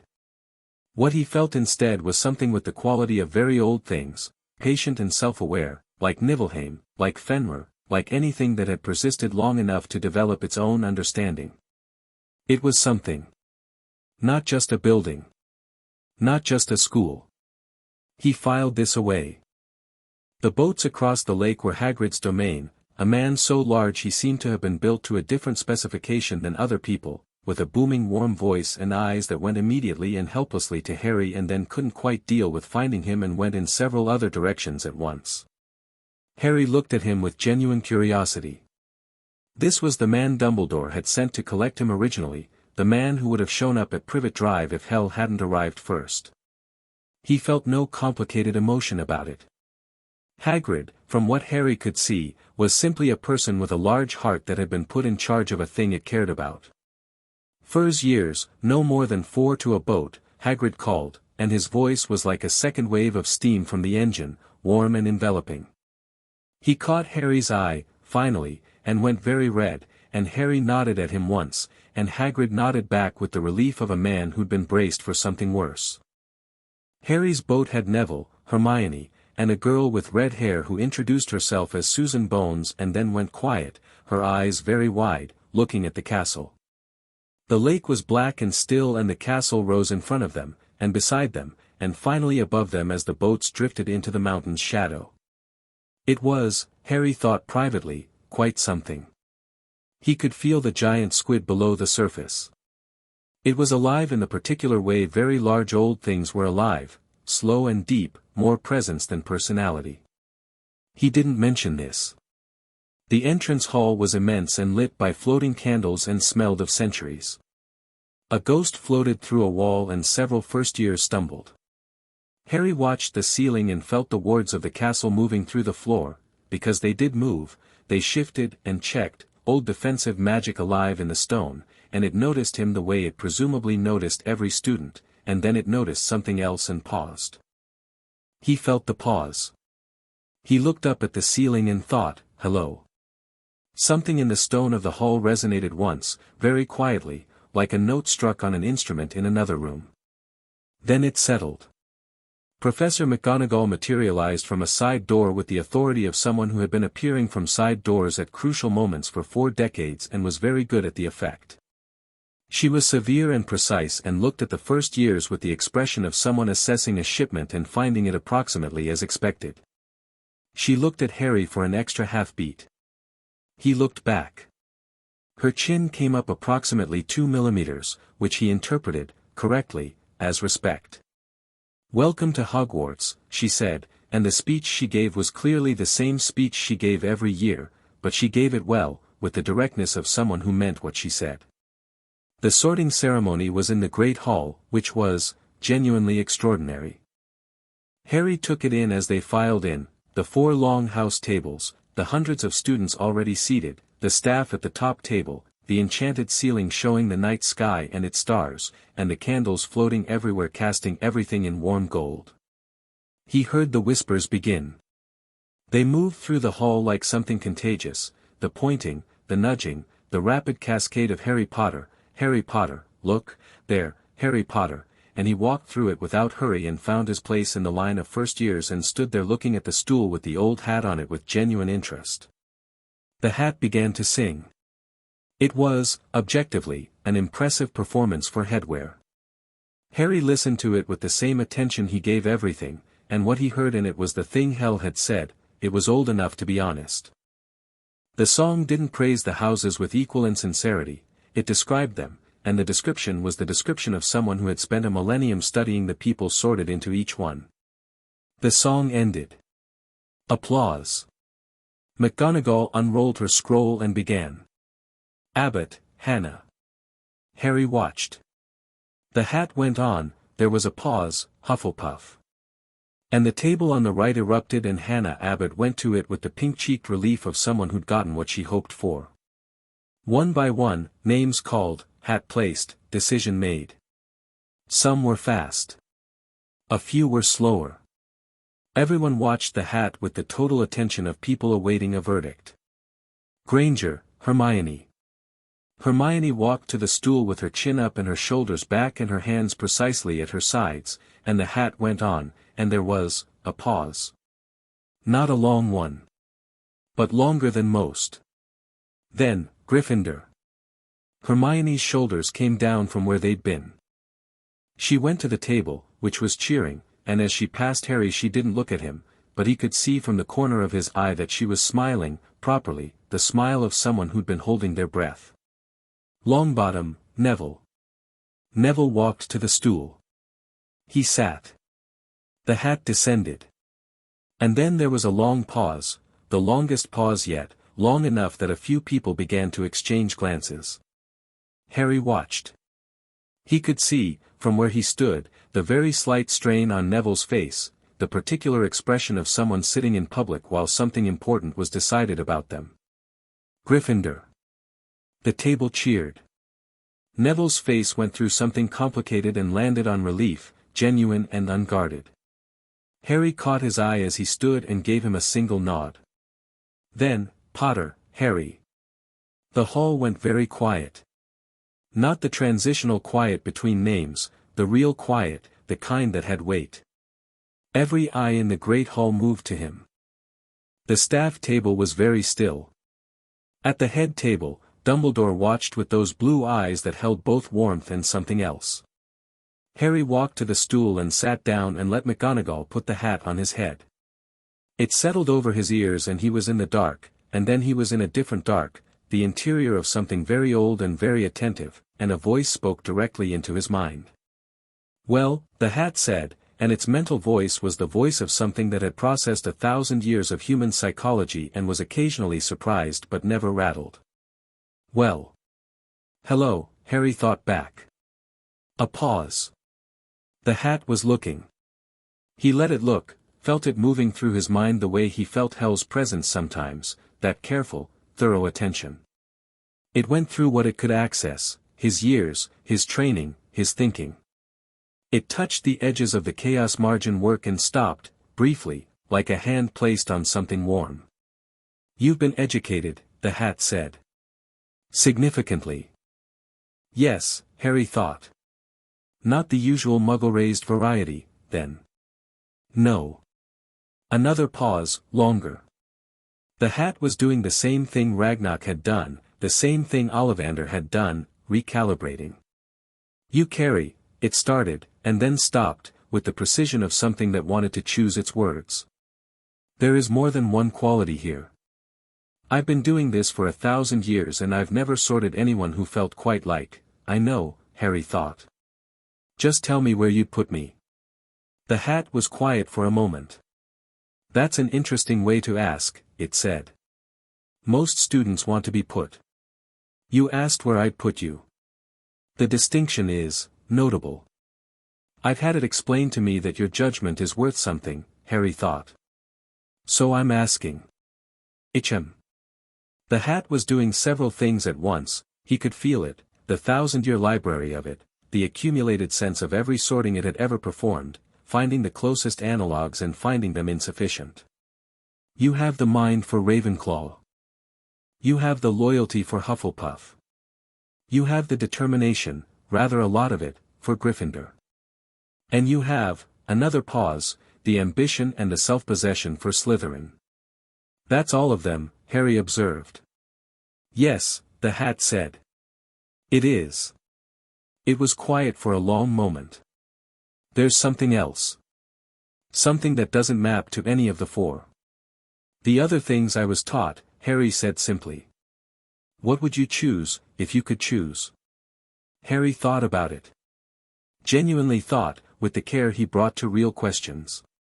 I'd choose the one that needs the most of what I have to offer, he thought. I'm not interested in being comfortable. The hat was very still. That, it said, is the most Gryffindor answer I've heard in 30 years, and you said it without a shred of bravado. A beat. That's rarer than the courage itself. Is that your answer, then? No, the hat said. My answer is, Gryffindor. The shout was louder than it had been for anyone else, or maybe it just felt that way because the quiet before it had been so profound. The Gryffindor table erupted, not just the cheering of a house welcoming a member, but the kind of noise that happened when something expected had finally arrived. Half the hall was making noise. The Gryffindor table was standing. Harry took the hat off. He looked at it for a moment. It sat there in his hands, just a hat, and he thought privately that it was one of the most interesting things he'd encountered in the living world so far. He set it back on the stool and walked to the Gryffindor table and sat down. The boy next to him, red hair, the kind of family resemblance that shouted Weasley, grabbed his hand and shook it with the enthusiasm of someone for whom enthusiasm was a native language. "Ron Weasley," he said. "Brilliant, you're in Gryffindor. My brothers said you might be in Slytherin, but I said, Harry Potter," Harry said, though Ron clearly knew, and shook his hand. Neville appeared on his other side. Hermione across from him. He had, he noted, been naturally sorted into the people he already knew, which was either coincidence or the universe demonstrating a tendency toward efficiency. He looked up at the staff table while the sorting continued. There were the faces Hel had described, Flitwick, tiny and bright-eyed, at the charm's end. Sprout, dirt still on her robes from the greenhouses. McGonagall, upright and watchful. Quirrell, toward the middle, wearing a purple turban that smelled, even from this distance, Harry could smell it, of garlic and something else, something underneath that made the back of his teeth vibrate at a frequency he recognized. He knew what that frequency was. He felt it behind his scar every day, low and rhythmic, the out-of-rhythm heartbeat. The same frequency lived in Quirrell's turban. Harry looked at Quirrell for a long moment, steady and unreadable. The man was nervous, visibly, constantly nervous, the kind of structural anxiety that looked like it had remodeled someone from the inside. He was looking at his plate. Then, as if he felt the weight of Harry's gaze, Quirrell looked up. Their eyes met. Harry's scar didn't hurt, exactly. It pulsed. Once, hard, like something recognizing something. Quirrell looked away very quickly, hands going to the edges of his turban in a gesture so automatic it was clearly habitual. Harry looked away too. Looked down the table at the food that had appeared, enormous quantities of it, everything, an overwhelming abundance, and served himself without drama. "You all right?" Neville asked, quiet enough not to carry. "Yes," Harry said. "Who's the potions teacher?" Ron answered before Neville could, "Snape. Severus Snape.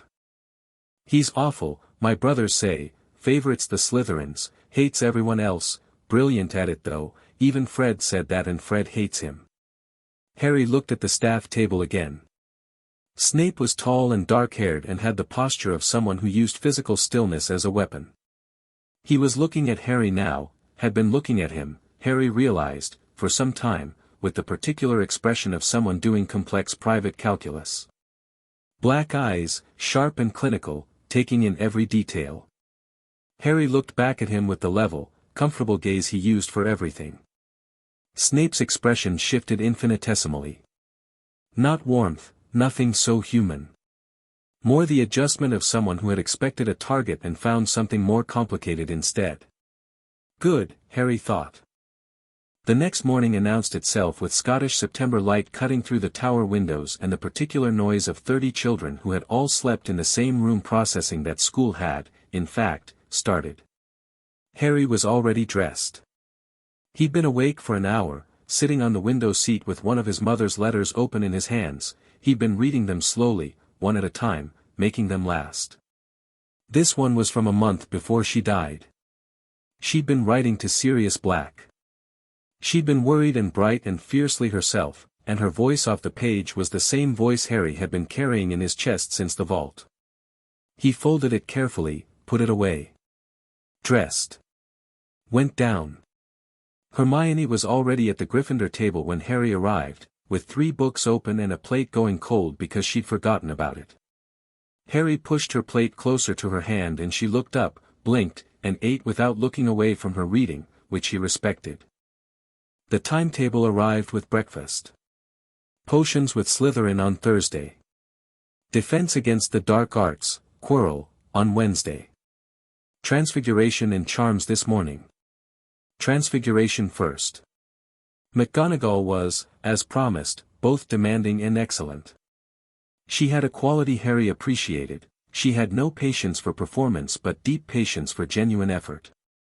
She transformed her desk into a pig and back again by way of introduction, and the class did the satisfying intake of breath that genuine magic still produced in people who hadn't seen much of it, and then she gave them matchsticks and told them to transform them into needles. Harry looked at his matchstick. He could feel the theoretical structure of the transformation, could feel the matchstick's particular quality of being a matchstick, could feel what a needle would feel like instead, could feel the conceptual gap between them.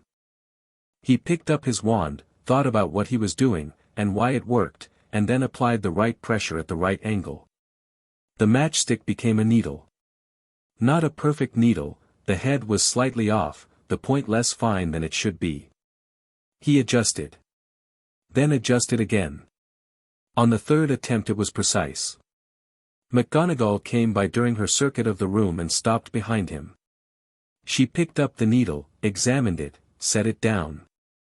Said nothing, which from McGonagall, Harry already understood, was as good as applause. He spent the rest of the class thinking about the theoretical structure of transfiguration and how it related to chaos margin work, which was entirely different but shared certain foundational principles about the nature of form.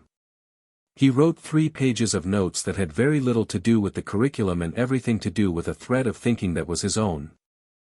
Charms with Flitwick was, in the first week, lighter in content but interesting in a different way. Flitwick had the quality of someone who genuinely loved his subject, not performed enthusiasm, the real kind, the kind that knew both the surface and the depths and kept discovering new depths. He put Harry in mind slightly of old Ptolemy, which was high praise. The practical work was easy. Harry didn't try to hide that it was easy, which was simply correct. False difficulty was as dishonest as false modesty, and he hadn't spent 7 years being educated by beings who value truth above all else only to perform inadequacy for social comfort. But he also didn't show off. There was no performance in either direction. He did the work cleanly and spent the time he had left thinking. It was potions, Thursday, that was different. The dungeon classroom was cold and smelled of centuries of ingredients and the particular quality of magic that came from slow, precise transformation of physical matter. Harry liked the dungeon. It had the quality of below-ground places everywhere, quieter, denser, slightly out of time with the world above. Snape entered without theatrics. He didn't need them. The room responded to his presence the way rooms responded to forces of nature, not because it liked him, but because his attention was total and specific, and people felt that in their spines. He took attendance.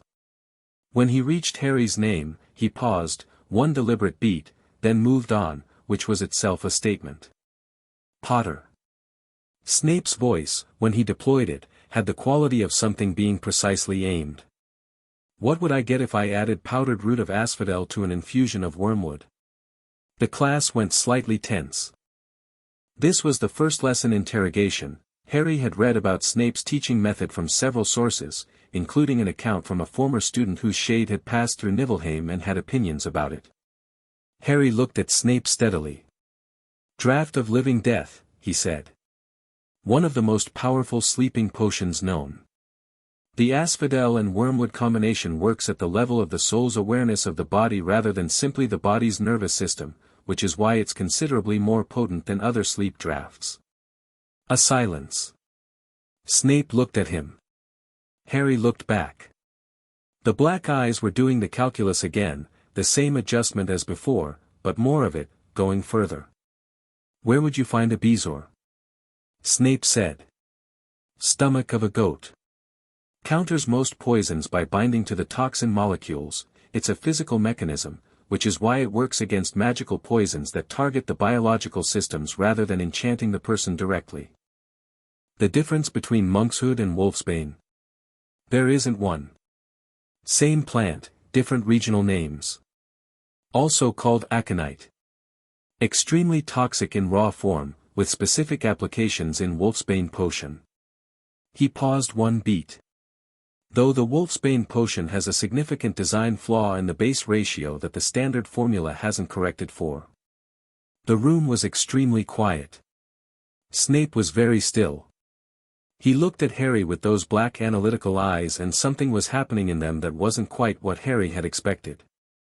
He'd expected the hostility his research had prepared him for, Snape's hatred of James Potter, the pattern transfer, the mechanism of grievance. He could feel it there, beneath the surface, the old burn of it. But it was being complicated by something else. Something that the answers had produced. Who taught you? Snape said, and the question was quiet, stripped of the performative edge he'd used for the others. A scholar named Ptolemy, Harry said. And several others. Ptolemy, Snape repeated. Not mocking. Not quite believing. The Alexandrian? He said you'd know who he meant, Harry said, which was true because Ptolemy had mentioned Snape in a fond, exasperated way, back in Niflheim. The two of them had apparently met through unusual circumstances that neither had elaborated on. Snape said nothing for 5 full seconds, which was a very long time for someone who used silence as precisely as he used words. Then he turned to the rest of the class and began the lesson, and Harry's name was not called again, which was either punishment or the most respect Snape was currently capable of offering. Harry decided it was the latter. They were making a simple purple potion, a forgetfulness potion, straightforward, the kind of thing designed to introduce technique rather than test knowledge. Harry made it correctly on the first attempt and spent the remaining time adjusting the temperature increments, because the standard method produced a slightly inconsistent color result that bothered him aesthetically, and he was curious about why. He was on his third adjustment when he noticed Neville, 2 seats down, staring into his cauldron with the expression of someone watching a natural disaster they'd somehow caused. The potion had gone orange, which it was not supposed to be, and was emitting a thin, anxious-looking steam. Harry looked at it. Add 2 more crushed snake fangs, he said, quietly enough not to carry. Neville looked up. What? You added the bicorn powder before the fangs. The sequence matters, the fangs need to neutralize the bicorn before you proceed or the whole thing inverts. 2 more, now, before it sets. Neville found his snake fangs, added 2, and the potion went through a brief existential crisis and then settled into a color that was at least adjacent to correct. Neville's exhale was quiet but profound. Snape noticed. He noticed most things. He came to their section of the room, looked at Neville's potion, and then looked at Harry, and the look had 4 different things in it simultaneously, which Harry catalogued and filed. The first week established several things. It established that Harry Potter was not the half-dazed, overwhelmed orphan that the wizarding world had been expecting, the child who would be grateful and pliable, easy to shape into whatever symbol was required. It established that he was, academically, absurdly prepared, and that he made no performance of this in either direction, neither false modesty nor showing off, just clean, direct competence that disconcerted people accustomed to either extreme. It established that he was physically easy in himself in a way that put some people's backs up, specifically the kind of people whose dominance depended on other people's discomfort. Percy Weasley looked at him with calculated suspicion.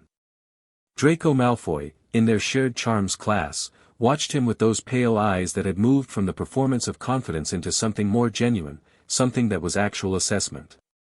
It established the 3 of them, Harry, Hermione, Neville, as a unit in the particular way that the right 3 people became a unit, not through explicit declaration but through the accumulation of moments. Hermione's notes, Harry's corrections, Neville's steadiness when he wasn't in his own way. They ate together, sat together in shared classes, and the thing between them had the quality of something real. It established, too, that the castle liked him. This was difficult to articulate and would have been dismissed by most people as fanciful, but Hermione had noticed it by the 4th day, the way doors that were sometimes stuck opened easily for him, the way the particular cold draft in the charms corridor stilled when he walked through it, the way Peeves, the castle's resident poltergeist and general catastrophe, had taken one look at Harry on the first night and left the corridor so fast his trajectory looked like something from a cartoon. "Why does Peeves avoid you?" she asked, on the 5th evening in the common room. Probably what I smell like, Harry said, without looking up from his essay. Hermione decided this was a satisfying answer. The Sorting Hat's deliberation had produced rumors. By the end of week 1, Harry had heard at least 6 different explanations from 6 different students, that the Hat had wanted to put him in Slytherin but he'd refused, that the Hat had put him in Gryffindor because of his parents, that the Hat had negotiated with him, that the Hat had argued with him, that Harry had told the Hat what to do, that the Hat had taken so long because something was wrong. None of these rumors, Harry noted, were entirely wrong. On the Friday of the first week, Harry was walking back from the library alone. Hermione had stayed, Neville had gone to the greenhouses, when he passed the third-floor corridor. He stopped.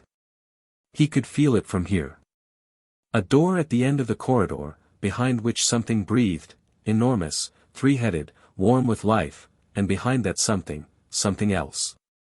Something that had been secured and warded and was nevertheless very much present. The wards on it were Dumbledore's work, mostly. Harry recognized the headmaster's magical signature the way he recognized a handwriting style. They were good wards. Strong wards. Not strong enough that Harry couldn't feel what was behind them, and not strong enough to fully conceal the quality of what was being kept there.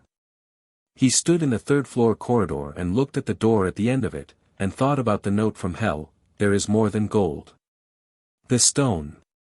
She had said the stone was somewhere unpleasant. He looked at the door for a long, considering moment. Then he turned and walked back toward the common room. He had time.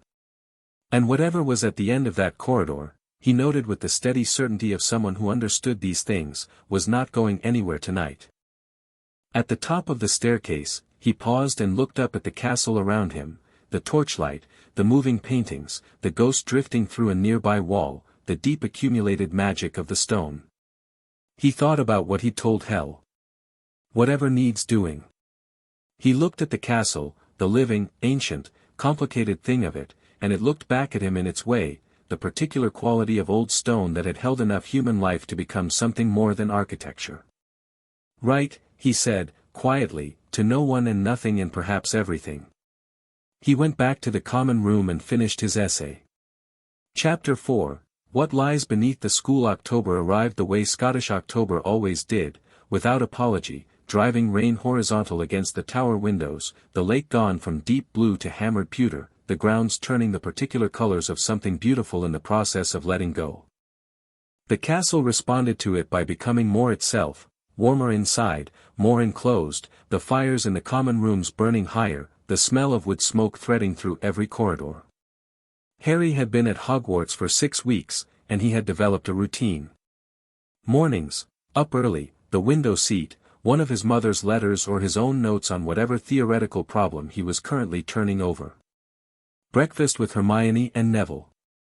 Classes, which he attended with complete attention and gave back exactly what was required plus whatever extra work interested him, which was often considerable. Evenings, the library, often, or the common room, or somewhere else entirely.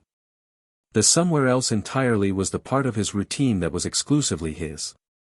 Hogwarts was larger than it looked, which was saying something given that it looked enormous. The maps in the library were accurate as far as they went, which wasn't very far. There were corridors that only opened at certain hours, rooms that existed intermittently, staircases that went places they hadn't gone the day before.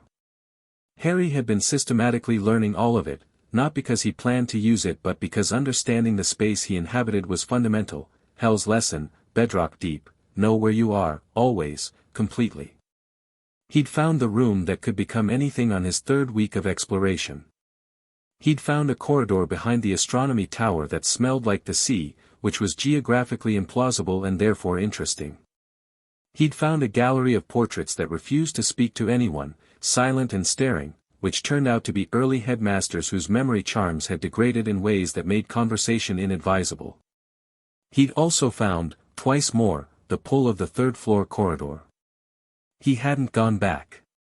He knew it was there. He was letting it be there while he gathered information. The information came in pieces. From Ron, who seemed to know everything that moved through Gryffindor as rumor because his older brothers had established an information network that he'd inherited by proximity. The three-headed dog was Hagrid's, its name was Fluffy, it was guarding something. From Hermione, who'd found the restricted section reference to Nicholas Flamel in a book she'd technically had to ask a teacher to sign for but which McGonagall had approved because Hermione's interest in the material was clearly academic and her request had been phrased correctly, the Philosopher's Stone, which turned metal to gold and produced the elixir of life, which Flamel had been using for 600 years. "The stone is here," Harry said, when Hermione told him this, on a rainy Thursday in the library. She looked at him over her stack of books. "You think Dumbledore moved it from Gringotts?" "There was a break-in at Gringotts over the summer, I know it's here," Harry said. "I can feel it." Hermione's expression did several things. She filed the response and moved forward. "If someone is trying to steal it, someone is," Harry said. "Voldemort?" Neville said it quietly, the deliberate choice of someone who had decided that refusing to say a name was itself a kind of fear he didn't want. "Something connected to him," Harry said. Hermione closed her book. "How long have you known?" "Quirrell," Harry said. "First night." "The turban." They looked at him. He looked back at them with the same level expression. "You've known since the first night," Hermione said, "that a professor has Voldemort somehow in his turban." "Yes. And you're telling us now?" "I was gathering information," Harry said. "Now I have enough." He looked at both of them. "The stone isn't going to be taken tonight. The attempt will happen closer to the end of term when certain other preparations are complete. We have time to think." "How do you know that?" Neville asked. "Because Quirrell is terrified of being caught and hasn't yet built enough nerve," Harry said. "You can see it in the way he moves through the castle. He's been working up to it for months. He's not ready yet." The library fire shifted. Outside, the rain came harder against the windows. "What do we do?" Hermione said. "We watch," Harry said. "And we get better at what we're doing. When it happens, we'll know." The troll arrived on Halloween. Harry smelled it before he heard the screaming, that's how close it was by the time Quirrell burst into the great hall with the announcement. The troll was enormous and close and smelled like something that had never been acquainted with soap or the concept of hygiene, a dense animal stench mixed with magic gone wrong, the particular quality of something that shouldn't have been inside these walls. The Halloween feast was still on the tables. The hall erupted in the particular chaos of 400 people all processing danger at once, prefects trying to marshal their houses, teachers moving with purpose toward the door, students either frozen or pushing. Dumbledore's voice cut through it, "Prefects, lead your houses back to the dormitories immediately," and the machinery of emergency response engaged. Harry was already standing. He looked at Neville. "Did you see Hermione leave dinner early?" Neville's face shifted from its general state of managed anxiety to something sharper. "The girls' bathroom," he said. "Ron said something to her at lunch and I think she went to cry." Harry was moving before Neville finished the sentence. He went against the current of students streaming toward the staircases, which was not a thing that was supposed to happen and which the prefects tried to stop, but Harry moved through the crowd the way water moved through a gap, not pushing, not forcing, just finding the line of least resistance and following it faster than anyone expected. A fifth-year Gryffindor prefect grabbed his arm. "Potter, you need to go," Harry looked at him. Just looked. The prefect's grip loosened on its own, which the prefect would think about several times over the following weeks. Neville was right behind him. The second-floor girls' bathroom was 3 corridors from the Great Hall, and they heard the troll before they turned the last corner, the specific percussive sound of something very large moving through a space not designed for it, a grinding, dragging quality, and underneath that the sound of something trying to be very quiet, which was Hermione Granger doing exactly what Hermione Granger would do, which was to assess her situation, identify that making noise would attract attention, and try to think. Harry came through the bathroom door. The troll was 12 feet tall and roughly cylindrical in the way that things were cylindrical when mass had accumulated without much input from aesthetics. It had a club made from what appeared to be a structural beam it had picked up somewhere, and it was currently tracking something small and bushy-haired that had gone behind the sinks. Harry looked at it. The troll turned. Small eyes, set deep in a face that seemed to be mostly skull, blinked at him. He could feel it, the low, simple animal presence of it, the blunt consciousness of a creature that understood the world in terms of things it could eat or things that were bigger than it. It assessed Harry. Found something small. Raised the club. Harry raised his wand. Immobilis, he said, and the word came out flat and certain, and the spell hit the troll with a crack like a door slamming in an empty house, and the troll stopped. Every muscle, arrested, locked in position, 12 feet of mountain troll completely and immediately still, the club at the top of its swing, frozen. Not the standard Immobilis, that charm was designed for small, mobile targets, flies and sparks and things of that scale. This was the same word with a different weight behind it, the same mechanism applied with the understanding that mechanism and force were separate things. The troll didn't just slow down. It stopped. It was a statue. Hermione came out from behind the sinks. She looked at the frozen troll, looked at Harry, and her face went through something fast and complicated, fear-draining, replaced by the particular expression of someone filing a very large data point. Her eyes were red. She'd been crying and had stopped, because the situation had changed, and she was not someone who let a changed situation go unaddressed. "Are you hurt?" Harry asked. "No," she said, and her voice was almost steady. "Good." He looked at the troll. It stared back, unseeing, frozen in its upswing. "We should let the teachers handle it from here. You can't leave it frozen in the girls' bathroom," Hermione said. "I'll leave it frozen in the corridor," Harry said, and moved the troll, wand extended, walking it to the doorway and setting it down with the careful economy of someone moving furniture. It sat in the corridor like the world's most objectionable garden ornament. Neville was in the doorway, watching, and his expression was the expression that had become familiar over 6 weeks, the one that said he was updating something internal, revising something about the possible scale of what people could be. Footsteps in the corridor.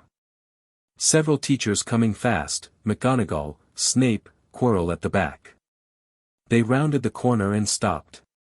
McGonagall looked at the frozen troll. Looked at Harry. Her voice, when it arrived, was controlled in the specific way that controlled things were controlled because the alternative was something large and uncontrolled. "Potter. Explain." "Granger was in the bathroom," Harry said. "She didn't know. We came to find her." "We?" "Snape." His eyes moving over Harry, the troll, the two behind him, the bathroom door. "Calculating." "Neville and I," Harry said. Quirrell, at the back, was looking at the frozen troll with an expression that was a fractured thing, multiple readings on top of each other, relief and frustration and something underneath both of them that Harry clocked and filed. The troll had been a distraction. Not random wandering. Deliberate placement. And it had been handled before it served its purpose. Quirrell's eyes moved to Harry's. They skittered away again, immediately. Harry let it pass. Patience. McGonagall took 35 points from Gryffindor for the rule-breaking and then gave them back 50 for the outcome, which had the quality of someone resolving an equation and being slightly annoyed that it came out positive. She sent them to their dormitory with the expression of someone who had several additional things to say and was choosing the time for them carefully. They walked back through the castle in the late Halloween quiet, and none of them spoke for a while. Then Hermione said, very quietly, to Harry, "Thank you." "You're all right," Harry said. A pause. "What Ron said, it was unkind and it was wrong," Harry said, with simple certainty. "And he knows it. He'll say so." Hermione was quiet for a moment. "How do you know he will?" "Because he's not mean," Harry said. "He's thoughtless. There's a difference, and thoughtless people apologize when they understand what they've done. Ron did apologize, that night, in the common room, awkward and genuine and slightly surprised at himself, the way 11-year-olds were surprised by the moments they managed to be better than their worst instinct. Hermione received it with the brisk efficiency she applied to most things, and the four of them sat around the fire, and something settled that had been unsettled. November arrived. With November came Quidditch practice, which Harry had agreed to on the grounds that it looked genuinely interesting. Oliver Wood, Gryffindor captain, had approached him after someone mentioned Harry's natural physical ease, and Harry had gone to the first practice and gotten on a broom and found that flying felt, in a specific and exact way, like running on Fenrir's back, the same sense of enormous speed and total control, the same wind, the same exhilarating certainty that if you paid attention you wouldn't fall. He was made seeker in the second practice. He didn't think about this much. He was fast and he had excellent spatial awareness, and he could feel the snitch's enchantment before he could see it, which helped considerably. What he thought about more was Quirrell. He'd been watching Quirrell for 6 weeks and the picture was becoming clearer. The nervousness was real, but it wasn't native, it was the product of an occupation, the physical expression of a mind that was being inhabited by something it hadn't invited.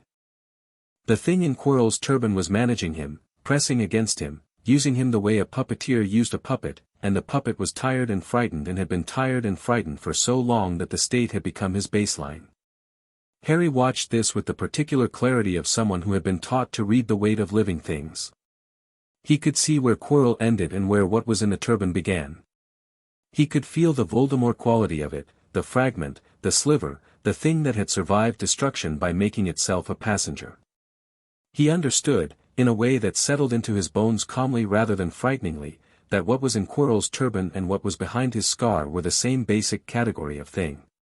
He also understood that it could feel him back. That was the scar, not pain now, not yet, but the awareness of proximity, the consciousness of two things that had come from the same source existing in the same building. He had written to Hel about it. Not by Owl, he never used Owl Post for private things, there were better methods available to him. He had his answer, yes. It knows you. Knowing is not the same as ready. Keep watching. So he watched. He was watching on the first Quidditch match, Gryffindor versus Slytherin, when it happened. He was 50 feet up, circling, the cold November air clean and fast around him, tracking the snitch with the peripheral attention of someone who had learned that direct looking was not always the best form of sight, when his broom lurched. Not turbulence. Not wind. A targeted, deliberate curse, he could feel it, the quality of it, the intention behind it. It hit his broom like a hand grabbed the handle, jerking, trying to unseat him. He held on. Not by gripping harder, hard grip on an unstable surface made it worse. He balanced, redistributed, let the broom fight and fought nothing in return. You didn't fight chaos. You moved with it, found its pattern, waited for the window. Hermione, in the stands, had apparently noticed the broom's behavior immediately and was doing something with her wand that Harry, hanging sideways on a broomstick 50 feet above the pitch, found impressive. The jerking stopped. He righted himself. Looked across the pitch. Located Snape, whose lips were still moving. He stopped. Recalibrated. Snape was muttering a counter-curse. Counter. Not curse. The potion professor's eyes were fixed on Harry's broom with an intensity that was protective. Hostile in its way, tense with effort, but the direction of it was toward whatever had been targeting Harry. Harry looked the other way. Quirrell, in the stands, whose hands were in his lap, folded very still. He looked back at Snape. Then he looked at where the snitch was, having identified it 30 seconds ago, and Dove. He caught it before anyone had quite processed the sequence. The match ended. Gryffindor won. In the noise and the celebration he came down and stood at the edge of the pitch, and Hermione arrived at speed with a burning look and, it was Quirrell, I saw his eyes, and Harry said, I know, and she stopped. You already knew. I felt it, he said. And I saw Snape countering it. Hermione's expression did something. Snape was protecting you. It appears so, Harry said, and his voice had none of the surprise she clearly expected. He'd been revising his reading of Snape for weeks. The man's hostility toward him was real, but its source was complicated. James Potter's ghost, yes, but there was something else underneath it, something older and more duty-shaped. That doesn't make sense, Hermione said. Snape hates your father. He did, Harry said. That's not the whole picture. He started walking off the pitch. It usually isn't. December came quietly, as December did, the days going short and dark and the castle putting on the particular magic of Christmas preparations. Most of the school emptied for the holidays. Harry stayed. The Weasleys were staying, and Neville had written to ask if Harry wanted company and Harry had said yes, and Hermione had gone home but left 3 books she wanted him to read and a list of notes. The castle was a different thing when half empty. Quieter, more itself, the way people were more themselves without an audience. Harry spent more time walking it, learning it, talking to the portraits, who had decided, collectively, that he was worth talking to, once one of them had established that he understood what they were, and sitting with the quality of the thing. He was walking a 5th-floor corridor on the 4th night of the holidays, past midnight, which the castle permitted him without the resistance it applied to other students attempting to be where they weren't supposed to be, when he found the room. He didn't find it by accident. He'd felt it since arriving at Hogwarts, a particular quality in the castle's hum, a resonance in this corridor, something waiting. He'd been avoiding it deliberately. Tonight, for no reason he could articulate, or rather, for the reason that some things had their own timing and fighting their timing was inefficient, he went toward it. The door was unremarkable. Behind it was a room, high-ceilinged and dark except for the light that came from the mirror. It was enormous. Taller than him, gold-framed, ornate, the frame carved with figures that moved very slowly. On the top, an inscription, Erist stra eru oit ube kafru oit on wosi. Harry read it, reversed it in his head, stood there with the reversal in his mind. He turned it over, sat with it, and then looked at the mirror. He'd been told about the mirror of Erist. Not by Hel directly, but by old Ptolemy, who had mentioned it in the context of a philosophical discussion about desire and its relationship to satisfaction, how humans were uniquely constructed to want what they didn't have, how this was simultaneously their greatest engine and their most reliable trap. He understood what it would show him. He looked. The mirror showed a room, silvery lit, not unlike Niflheim's hall. Fenrir was there, impossibly present, the great wolf shape taking up a third of the reflected space, amber eyes warm and steady. Hel was there, both halves of her face, not performing the living half, just herself, fully, the way she only was when it was just them. And there, beside them, 2 people Harry had never met in life but knew from photographs and letters and the particular quality of love that persisted beyond whatever came after the final quiet. His mother's red hair. His father's face, which was his face, which meant looking at his father was something like looking at a prediction of himself. They were alive and present and his mother was laughing at something, and his father had his hand in her hair. They were all together. All of them. All at once. Harry stood in front of the mirror and looked at his heart's desire and felt it move through him like cold water. It was large. Larger than he'd prepared for. He'd thought he'd processed this, had thought, in his careful, methodical way, that he'd understood what he'd lost and what he'd gained and that those 2 things were separate enough to hold. He hadn't accounted for the particular shock of seeing what complete would look like. His hands were very steady. He noticed that they were steady. He noticed the effort of that.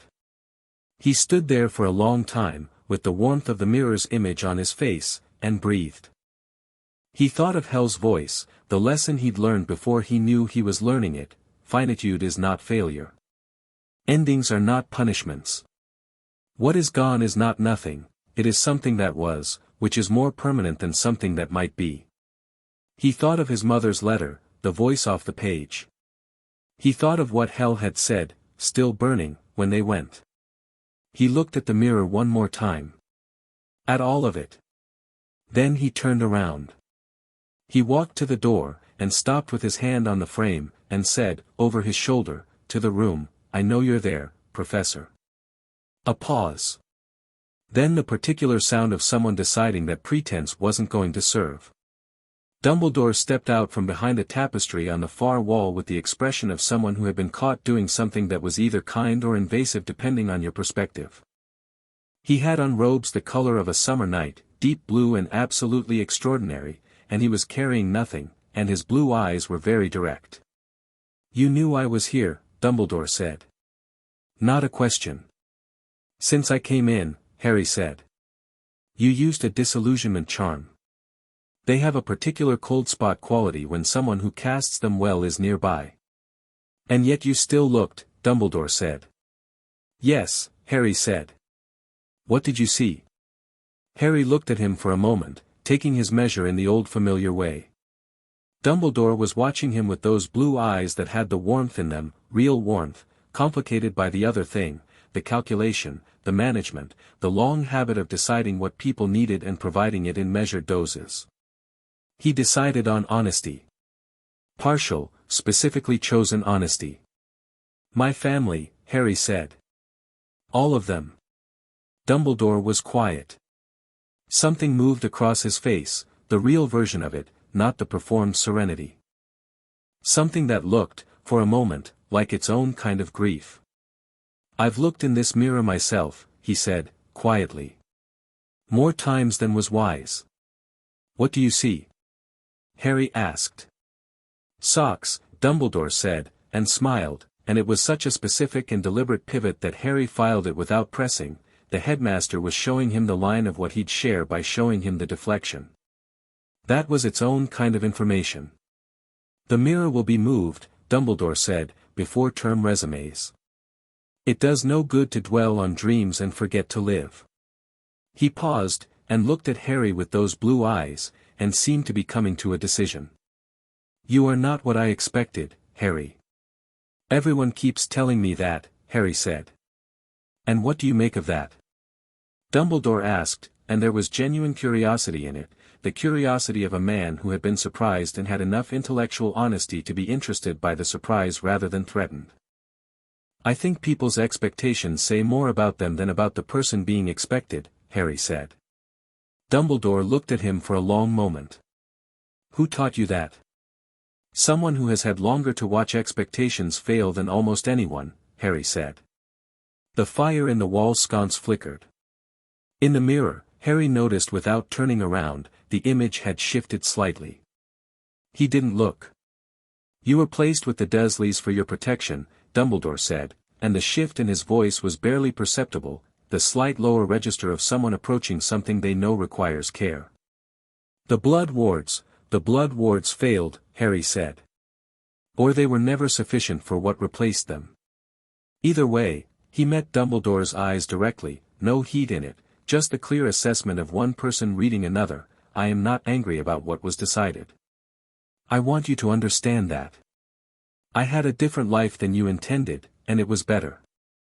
I just want you to know it was worse first, and you decided that." Dumbledore held his gaze. He didn't look away, which Harry respected. He held it with the quality of a man who had spent a lifetime being the one who decided things and was encountering the cost of a decision in the face of its subject, and the cost was human and specific and 11 years old. "Yes," Dumbledore said. "I did. Nothing more. No justification." Harry had expected one.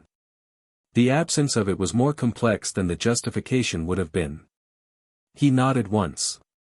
"Good night, Professor," he said, and left the room.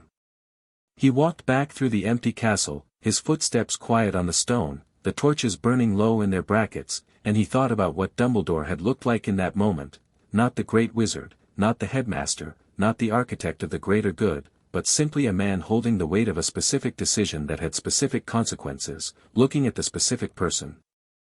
He thought about whether that meant anything, and decided it meant something, without being certain yet what.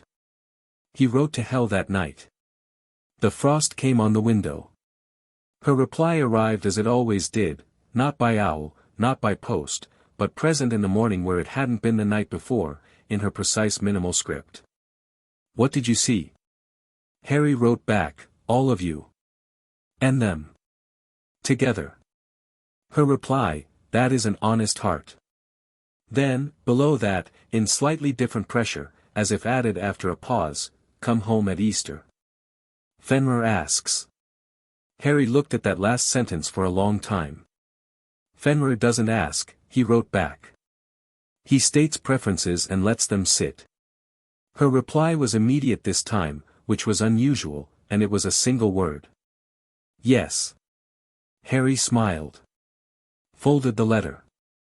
Put it with the others, with the letters from his mother, in the pocket against his chest where he kept the things that mattered. Outside, the December dark sat over Scotland, cold and full of stars, and the castle breathed around him with its ancient, patient life, and in the third-floor corridor something three-headed and enormous shifted its weight and went back to sleep, and beneath it something patient and golden waited, and somewhere in a purple turban a fragment of something broken pressed against the inside of a frightened man's skull and felt, 40 feet below and 2 floors over, the particular quality of a sleeping boy. Harry dreamed of Niflheim.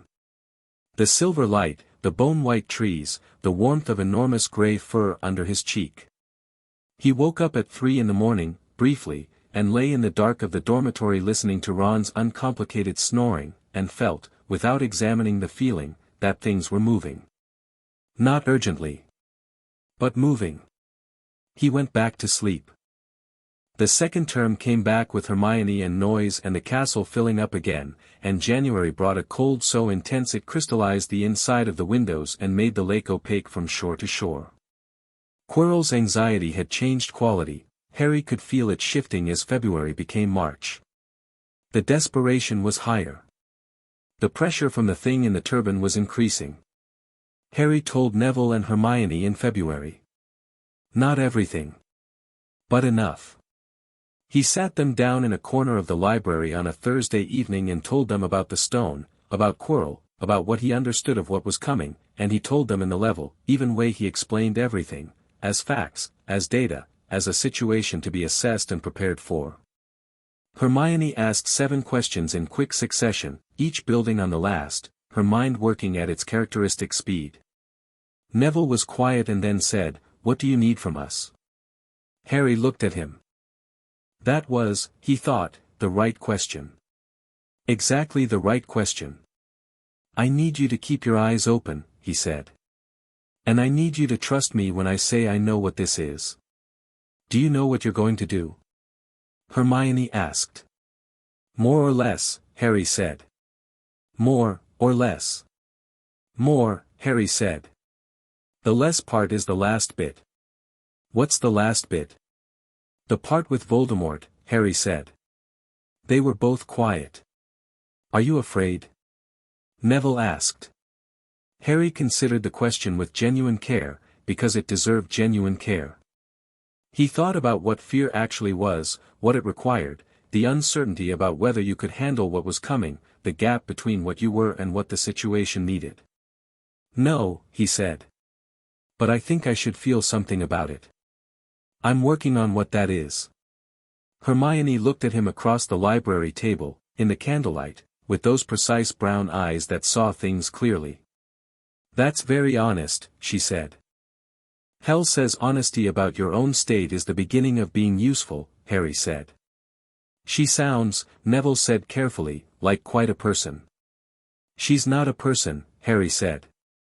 "But yes." March. The Easter break. Harry went home to Niflheim. It was the same as it always was.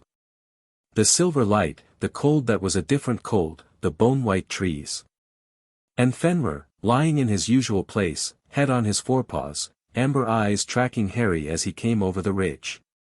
Harry walked up to him. Put his hand on the wolf's nose. The fur, coarse and warm, storm-smelling, exactly the same. "Well?" Fenrir said. "Getting interesting," Harry said. The rumble, the laugh sound. "Tell me." Harry sat against the wolf's nose, leaned back, and talked for an hour. Fenrir listened the way Fenrir listened, completely, with the total attention of a being that had no other engagements and found this one genuinely worthwhile. Occasionally the amber eyes shifted. When Harry got to the Quidditch match and the curse in his steady hands, Fenrir made the sound that meant approval, deep and resonant, a note lower than the laugh. Hel came out later, and Harry told it again, and she asked her specific questions, and when he got to the mirror she was quiet for a moment. "You turned away," she said. "Yes." "How?" Harry thought about it. "I thought about what you said. About endings." A pause. "And then I thought about the fact that they were still burning when they went." "That's not nothing." Hel was quiet. Both halves of her face. "That's not nothing," she agreed, and her voice had something in it that it didn't usually have. "He stayed 4 days. He slept in Niflheim, in the hall, and the silver light came through whatever served as windows and it was cold and quiet and exactly right, and in the mornings Fenrir was outside and Harry sat with him and watched the bone-white trees and said nothing, because sometimes nothing was the right thing to say. On the last morning, Fenrir said, "He will try to use the fear of me against you. The one who is broken and hiding." Harry looked at him. "Voldemort?" "His kind always do," Fenrir said. "They find what people love and they threaten it." The amber eyes, steady and ancient. "He will learn that this is not useful, with you." "Because I'm not afraid of you," Harry said. "Because you know what I am," Fenrir said. "There is a difference. Fear comes from not knowing. You have always known." Harry put his hand on the warm gray fur one more time. "I'll write when it's done," he said. "Come back," Fenrir said. "The same as always." Not a command. A wolf's version of "I will miss you." Harry went back to Hogwarts on the last day of Easter and walked through the entrance hall and felt the castle acknowledge him in its way, the particular resonance of old stone that had started to feel like something between a greeting and a confirmation. He looked up at the castle around him, and at the third-floor corridor, visible through an open door at the far end, and at the particular quality of the air that had changed, that was different from before Easter, more pressured, more tense. Quirrell had moved closer to Reddy. So had Harry. Chapter 5, The Philosopher's Stone and the Price of It. The night it happened was a Tuesday in June. Harry knew before he opened his eyes. He'd been half expecting it for 2 weeks, the pressure behind his scar had been building like weather, the way the sky went particular colors before a storm that meant business. That morning at breakfast Quirrell had been absent, which wasn't unusual in itself, but the quality of his absence was different. Not sick. Not delayed. Gone. The space where his presence usually registered in the castle's ambient awareness had a different texture to it, the specific texture of someone who had made a decision and was acting on it. Harry ate his breakfast. Finished his pumpkin juice. Read 3 pages of the book he'd brought down. Then he folded it closed and said, to Hermione, across the table, "Tonight." She looked up. Her eyes went through the rapid assessment sequence and arrived at understanding. She opened her mouth. "Not you," Harry said. "Harry, I'm not being protective," he said, and his voice was even. "I need you and Neville here. If things go wrong and I need information moved, you're the ones who can do it. If Dumbledore needs to be reached, you know how. If something happens to Quirrell that becomes a public situation, someone needs to have been watching and understanding the sequence of events." "That's a reasonable argument," she said, which was different from agreeing. "It's also the true argument," Harry said. She looked at him for a long moment. The brown eyes steady, trying to see if there was more underneath what he'd said, some version of "I want to do this alone" dressed in practical clothing. He let her look, because she was right to look. "You're not afraid," she said. "No. Does that worry you? That you're not afraid?" It was the second time someone had asked him a version of this. He'd been thinking about it for months. "It would worry me if I was afraid and pretending not to be," he said. "This is different. I know what's down there. I know what I'm bringing to it." He paused. "Fear would be less information than I already have. Neville, who had been listening quietly, said, "What do you need us to do if it goes wrong?" "Send the frost pattern to Hel," Harry said. He'd shown Neville the signaling method 3 weeks ago, on the grounds that Neville was steady in a crisis and would actually use it rather than spending critical minutes trying to assess whether the crisis was bad enough to warrant it. "Don't wait. If you haven't heard from me by morning, send it." Neville nodded. That was enough. Harry looked at both of them across the Gryffindor table, with the Halloween decorations from last year long gone and summer coming through the high windows, and felt something that was warm and uncomplicated and real. Not the complicated warmth of the mirror, which had the ache of absence in it. This was simpler. These were people he'd chosen, or people he'd stumbled into choosing him, which came to the same thing. "I'll see you at breakfast," he said. He waited until midnight. Not because he needed the dark, or the empty corridors, or any tactical advantage that the hour provided. He waited because midnight was the honest time, the castle at its most itself, the performances of daytime concluded, the students asleep, the building breathing at its own frequency. He wanted to move through it like that. Clearly. He put on the invisibility cloak. He thought about not putting it on. He was not, fundamentally, interested in hiding. He hadn't worn it once since he'd arrived at Hogwarts, had kept it in his trunk against the thought of the moment it would actually be useful. But he put it on now not as concealment but as efficiency. He didn't want to spend the energy of being seen on the way. There was something else he needed that energy for. The castle at midnight. Stone floors lit by the last of the torches burning low, the portraits sleeping in their frames, the ghosts on their own nocturnal orbits. Harry moved through it and felt it move around him, the wards reading him, the same pause and recognition they'd been giving him all year, the settlement that followed, the sense of something old confirming his right to be here. The third-floor corridor was empty. The door at the end, which should have been locked, was open. He stood in the doorway and looked at the open door and the open lock and felt, with bone certainty, how long ago the lock had been opened. Hours. Quirrell had been here at 9 o'clock. Harry had been eating dinner at 9 o'clock, reading his book, watching Quirrell's absence. He went through. Fluffy was asleep. Harry barely glanced at the harp playing itself in the corner, he looked at the three-headed dog with genuine warmth, actually, the uncomplicated warmth he felt for most large animals. Each head was down, breathing the slow deep breath of enchanted sleep, and the trap door below was open. Harry looked down into the dark of it, felt the depth and the quality of what was below, and dropped. The fall was longer than the dark suggested. He landed on something that moved, soft, alive, the devil's snare, which immediately began to rap. He felt it tighten and felt his own response, which wasn't panic but recognition, the way you recognize the mechanics of something familiar from a different context. Devil's snare tightened when you fought it.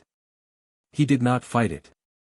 He went still, completely, the specific stillness he'd learned in a cupboard under the stairs and refined in Niflheim, and the plant hesitated, confused by the absence of resistance, and then he produced a quiet wandless warmth, not fire, just the suggestion of light, the concept of it, which was enough, and the plant retreated. He dropped through to the next chamber. The winged keys. Hundreds of them, filling the high dark ceiling of the chamber, and a broomstick in the middle, and a locked door at the far end. He could see which key it was before he reached for the broomstick. He could feel it, the old magic of it, the enchantment that made this key the one that mattered, vibrating at a slightly different register from the rest, the way the stone itself vibrated differently from everything else in the building. He got on the broom. The keys scattered when he rose, a cloud of them wheeling and turning in that particular anxious way of enchanted objects that knew they were being approached with intention. He flew at the right key, caught it in one motion, a seeker's motion, clean and inevitable, the same spatial certainty, and was back on the ground and through the door in 30 seconds. The chess room. Giant chess pieces on a board that stretched the width of the chamber, and beyond them the passage to the next room. He looked at the board, read it, looked at the pieces' positions. Quirrell had already played through it, the pieces had been reset, which meant either the enchantment reset automatically or Quirrell's solution had come at the cost of some pieces that had been put back. Either way, the game had been played once tonight. Harry studied the board for 40 seconds. Then he moved the white queen's bishop, which triggered the white pieces to begin moving in response to the black pieces' challenge, and while they were engaged, white against black, the enchanted pieces conducting their battle with the absolute commitment of things made to do exactly this, he walked around the edge of the board. Not through. Around, along the wall, in the 6-inch margin between the outermost pieces and the stone, which was enough, barely, for a person who moved economically. A pawn turned and looked at him. He looked back at it. It turned forward again. He went through. The troll room, the troll was already unconscious. Quirrell had managed it. Harry looked at the troll, which was lying in a way that suggested less elegance than his own approach and more overwhelming force, and stepped over it. The potions room. 7 bottles on a table, a rolled parchment beside them, a wall of fire ahead and a line of purple fire behind. He read the puzzle on the parchment. Hermione would have loved it, and would have solved it in under a minute. He read it in under a minute, identified the correct bottle, drank it. The fire died. He walked through. The last chamber was lit by a different quality of light, not torches, not the cold luminescence of Niflheim, but something between them, something that came from the mirror itself. It stood at the far end of the chamber, and in front of it was Quirrell, and Quirrell was staring into it with the specific tension of a man who had found the thing he came for and cannot get it. Harry took off the invisibility cloak. Quirrell spun around. He looked terrible. He had always looked like a man under enormous pressure, but now he had the look of a man who had been under enormous pressure for so long that the structure of him had changed. He was thinner, sharper, the nervous quality of him replaced by something more desperate and more honest. His hands were shaking. The turban was slightly askew. "Potter," he said, and his voice was different down here. The stammer was gone. "When you were this far past the performance, there was no point in the performance." "Professor," Harry said. "How did you?" Quirrell stopped. "Assessed." The eyes behind the calculation were frightened, but the calculation itself was quick. "It doesn't matter. You're here." He looked at Harry with the particular expression of someone who had been given new information and was trying to fit it into a plan mid-execution. "You're going to try to stop me." "I came to see what was happening," Harry said, which was true. He walked forward, not hurrying, not threatening, just moving into the room with the natural unhurrying ease of someone arriving somewhere they'd decided to arrive. "The stone is in the mirror." Quirrell's jaw tightened. "I know it's in the mirror." "I can't," he stopped himself. Looked at Harry with something that had, underneath its calculation, a thread of genuine desperation. "You could get it. You could look in the mirror and get it and, no," Harry said. "He'll give you anything. He'll give you whatever you want." "I don't want anything he has to give," Harry said. He was standing in the middle of the chamber now, 20 feet from Quirrell, and he could feel the full weight of the thing in Quirrell's turban pressing outward, aware of him, pressing the way it always pressed, the out-of-rhythm heartbeat answering his own. He could also feel the stone. Even without looking at the mirror, he could feel it, the philosopher's stone radiating its ancient, patient magic, the oldest human alchemical achievement, centuries of Flammel's life concentrated into a small red stone that sat somewhere inside the mirror's magic waiting for the right kind of wanting. "Step aside," Quirrell said, and pointed his wand, and the desperation had hardened into something more like decision. "I don't want to hurt you." "I know," Harry said. And he did know, he could feel the genuine truth of it. Quirrell was not cruel. He had made terrible choices and arrived at this moment through a sequence of compromisos with something that had promised him things he'd wanted badly enough to believe they were possible, and he was now so far into the sequence that the only direction he had was forward. None of that was cruelty. "But you're not going to." "I have the Dark Lord behind me," Quirrell said. "I know that too," Harry said. "Then you understand what that means." Harry looked at him, steady and direct. It means you're carrying something that's used to people being afraid of it, he said. That's all. Quirrell stared at him. Something in his face shifted, the calculation cracking at the edges, the desperation coming through cleanly. You're 11 years old, he said, and it wasn't contempt. It was something more honest than contempt. It was almost grief. Yes, Harry said. What were you, when he first approached you? What did he offer you? A silence. The fire in the room crackled. Quirrell's wand hand, still raised, began to lower by degrees, not by decision, the body doing what the mind was too fractured to direct. Knowledge, Quirrell said, very quietly. He said he could give me knowledge. Things I'd never understand otherwise. A pause. I was a professor of Muggle studies who wanted to matter. He knew that. A pause. He always knows. I understand that, Harry said, and meant it. Behind Quirrell's eyes, something else was happening. Harry could feel it, had been feeling it since he'd walked in. The thing in the turban was pressing. Not talking, not yet, but present, building, the way pressure built before a valve opened. Harry looked at the turban. Looked at the back of Quirrell's head. Let me talk to him, Harry said. Quirrell went very still. What? The one in your turban. Let him talk. You don't know what you're asking, I know exactly what I'm asking, Harry said. I want to talk to him directly. Not through you. Not through this performance. I know what he is and I know what I am and I want to have that conversation without you in the middle of it. Quirrell looked at him for a long moment. And then, slowly, with the movement of a man who has run out of the agency that would have let him choose differently, he reached up and unwound the turban.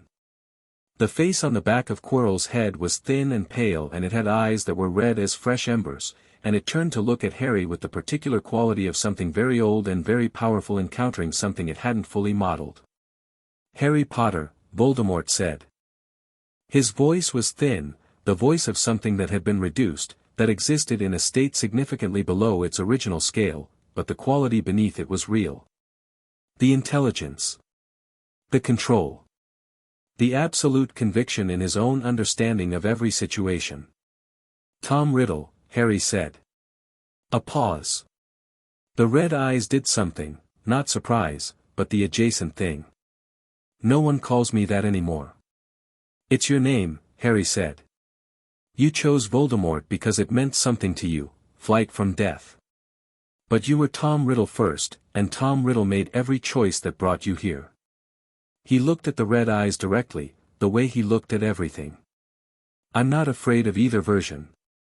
You should be afraid of this one, Voldemort said, and the quality of the voice had changed, the thin sound underneath pulling at something, trying to find purchase. I killed your parents. I know, Harry said. It doesn't, a slight pause. Reassessment. The intelligence working. You're not what Dumbledore made. No, Harry said. I'm not. Who raised you? There was genuine curiosity in it, the curiosity of someone who prided themselves on knowing everything and had encountered a gap. What have you been made into? Something you've never dealt with before, Harry said simply. Someone who isn't afraid of you and isn't afraid of death. You've always used one against the other. People fear you because they fear dying. People who love life fear the ending of it and you give them the choice, serve or end. But that requires someone to be afraid of the ending. He paused. I'm not. The red eyes watched him. Harry could feel, behind them, the quality of a mind working very fast through very many options, and finding each option complicated in a new way. You carry a piece of me, Voldemort said, and his voice had gone very quiet, very deliberate. Behind your scar. I know you can feel it. Yes, Harry said. Then you understand what that means. You can't destroy me without, I know, Harry said. Hel told me. Another pause. Longer. The red eyes had gone still in a way that was different from stillness, the stillness of something encountering a word that had weight beyond its sound. Hel, Voldemort said, and for the first time something moved in his voice that wasn't calculated. You said Hel. She found me when I was 4, Harry said. She raised me. Fenrir too. He let that sit for a moment, let the implications of it find their way into whatever was behind those red eyes. I know you're afraid of death. I understand why. You made yourself afraid of it, chose it, built your entire understanding of power around the avoidance of it. But you're talking to someone who was raised by the keeper of the quiet dead. Harry's voice was even. Your fear isn't useful information to me. It's just something I can see. Voldemort was absolutely still. The stone, he said finally, and something had changed in the voice. The calculation was back, but it was working from a revised premise, a different landscape. I need the stone. Without a body, I know what you need, Harry said. And I'm not giving it to you. He walked to the mirror. Felt the stone before he saw it, felt its location in the mirror's magic, understood without being told how the enchantment worked, what Dumbledore had built here, the elegant simplicity of it, only someone who wanted it but not to use it could retrieve it. He looked into the mirror. He saw the same image as before. His family. All of them. He held it, didn't flinch, didn't turn away, and felt the stone's weight appear in his pocket. He reached in and closed his hand around it. He turned back to Voldemort. Give it to me, Voldemort said, and the quality of the voice had dropped all pretense. It was the sound of something that had been cornered and knew it and was doing the only thing it knew how to do. Give it to me and I will tell you things. I will give you information worth more than, about the Horcruxes, Harry said. Dead silence. I already know about the Horcruxes, Harry said. I know what you made and approximately where they are and that one of them is me, in a way. He looked at the red eyes. You're welcome to tell me if I've missed something. Voldemort looked at him with those ember eyes for a long, absolute moment. Harry could feel the thing behind his scar responding to the proximity, the two fragments, his and Quirrell's, aware of each other, aware of their source. It was uncomfortable in the specific way of things that were true and needed to be addressed. You can't destroy them all, Voldemort said. Even if you found them, you couldn't, that's my problem, Harry said. Not yours. Yours is what happens in the next few minutes. I can't be killed, Voldemort said. While the Horcruxes exist, I know, Harry said. I'm not going to try to kill you tonight. The red eyes narrowed. Then what? I'm going to take the stone, Harry said. Which I have. And I'm going to remove you from Professor Quirrell, because he's dying, which you know and don't care about, but I do. And then I'm going to make sure you have nowhere comfortable to be for a long time. He looked at the red eyes steadily. You'll survive. We'll do this again later, properly, when all the pieces are in place. Tonight is just the beginning of a longer conversation. You're 11 years old, Voldemort said again, and this time it was not grief or disbelief. It was something that lived in the same neighborhood as respect, except warped through the specific lens of a man who had built his understanding of power around the removal of obstacles and was encountering something that didn't behave like an obstacle. Yes, Harry said. Imagine how much worse I'll be in 6 years. He stepped forward. Quirrell, who had been standing very still throughout, existing in the particular state of someone who has been reduced to observer of events in their own body, turned and grabbed Harry by the wrist. Or tried to. His hands closed on Harry's skin and then the thing happened that Harry had been expecting and simultaneously not fully prepared for. The light was silent.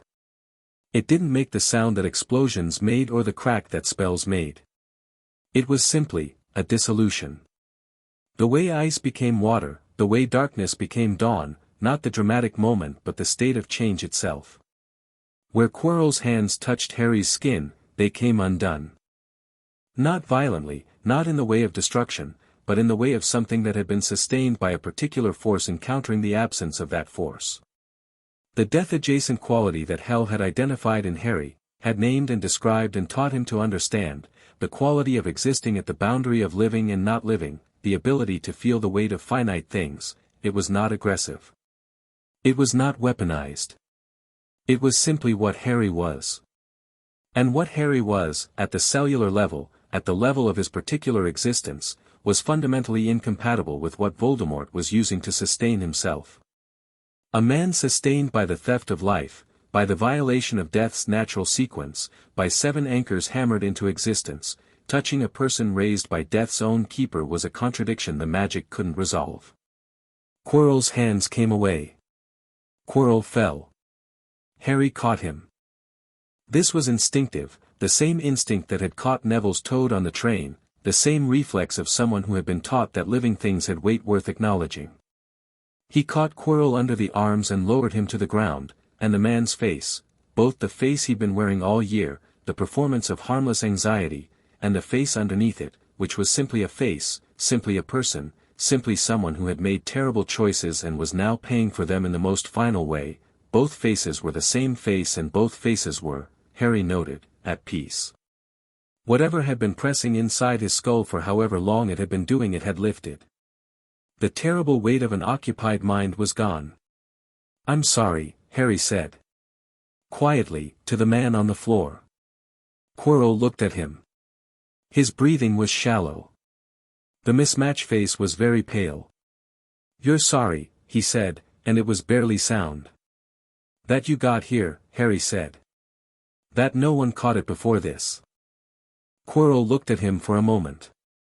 Something moved across his face that was neither guilt nor relief but contained both. Then he closed his eyes. Harry sat with him until the breathing stopped. He didn't look away. Hel had taught him that the moment of passing deserved witness, that the deliberate refusal to look was a form of disrespect to the person being lost.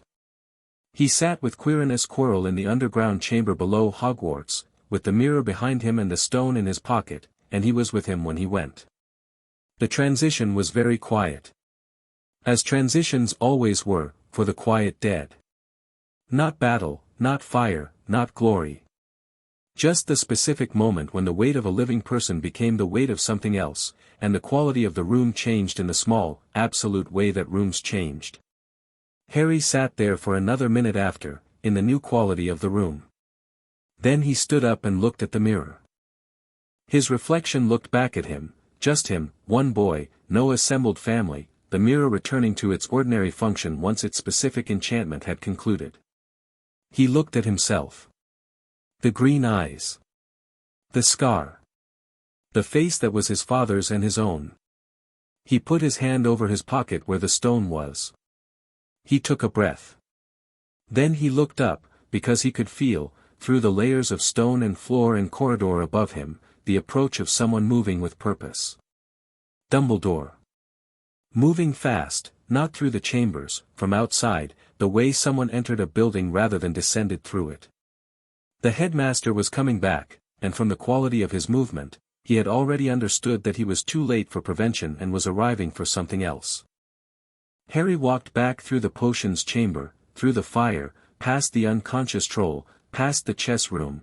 The pieces were still mid-battle, he noted, still fighting the sequence Quirrell had started, and they would fight until they finished or until someone reset them, through the winged keys and the devil's snare, and up through the trapdoor, Fluffy snoring enormous above him, and back through the third-floor corridor. And by the time he reached the corridor, Dumbledore was at the end of it.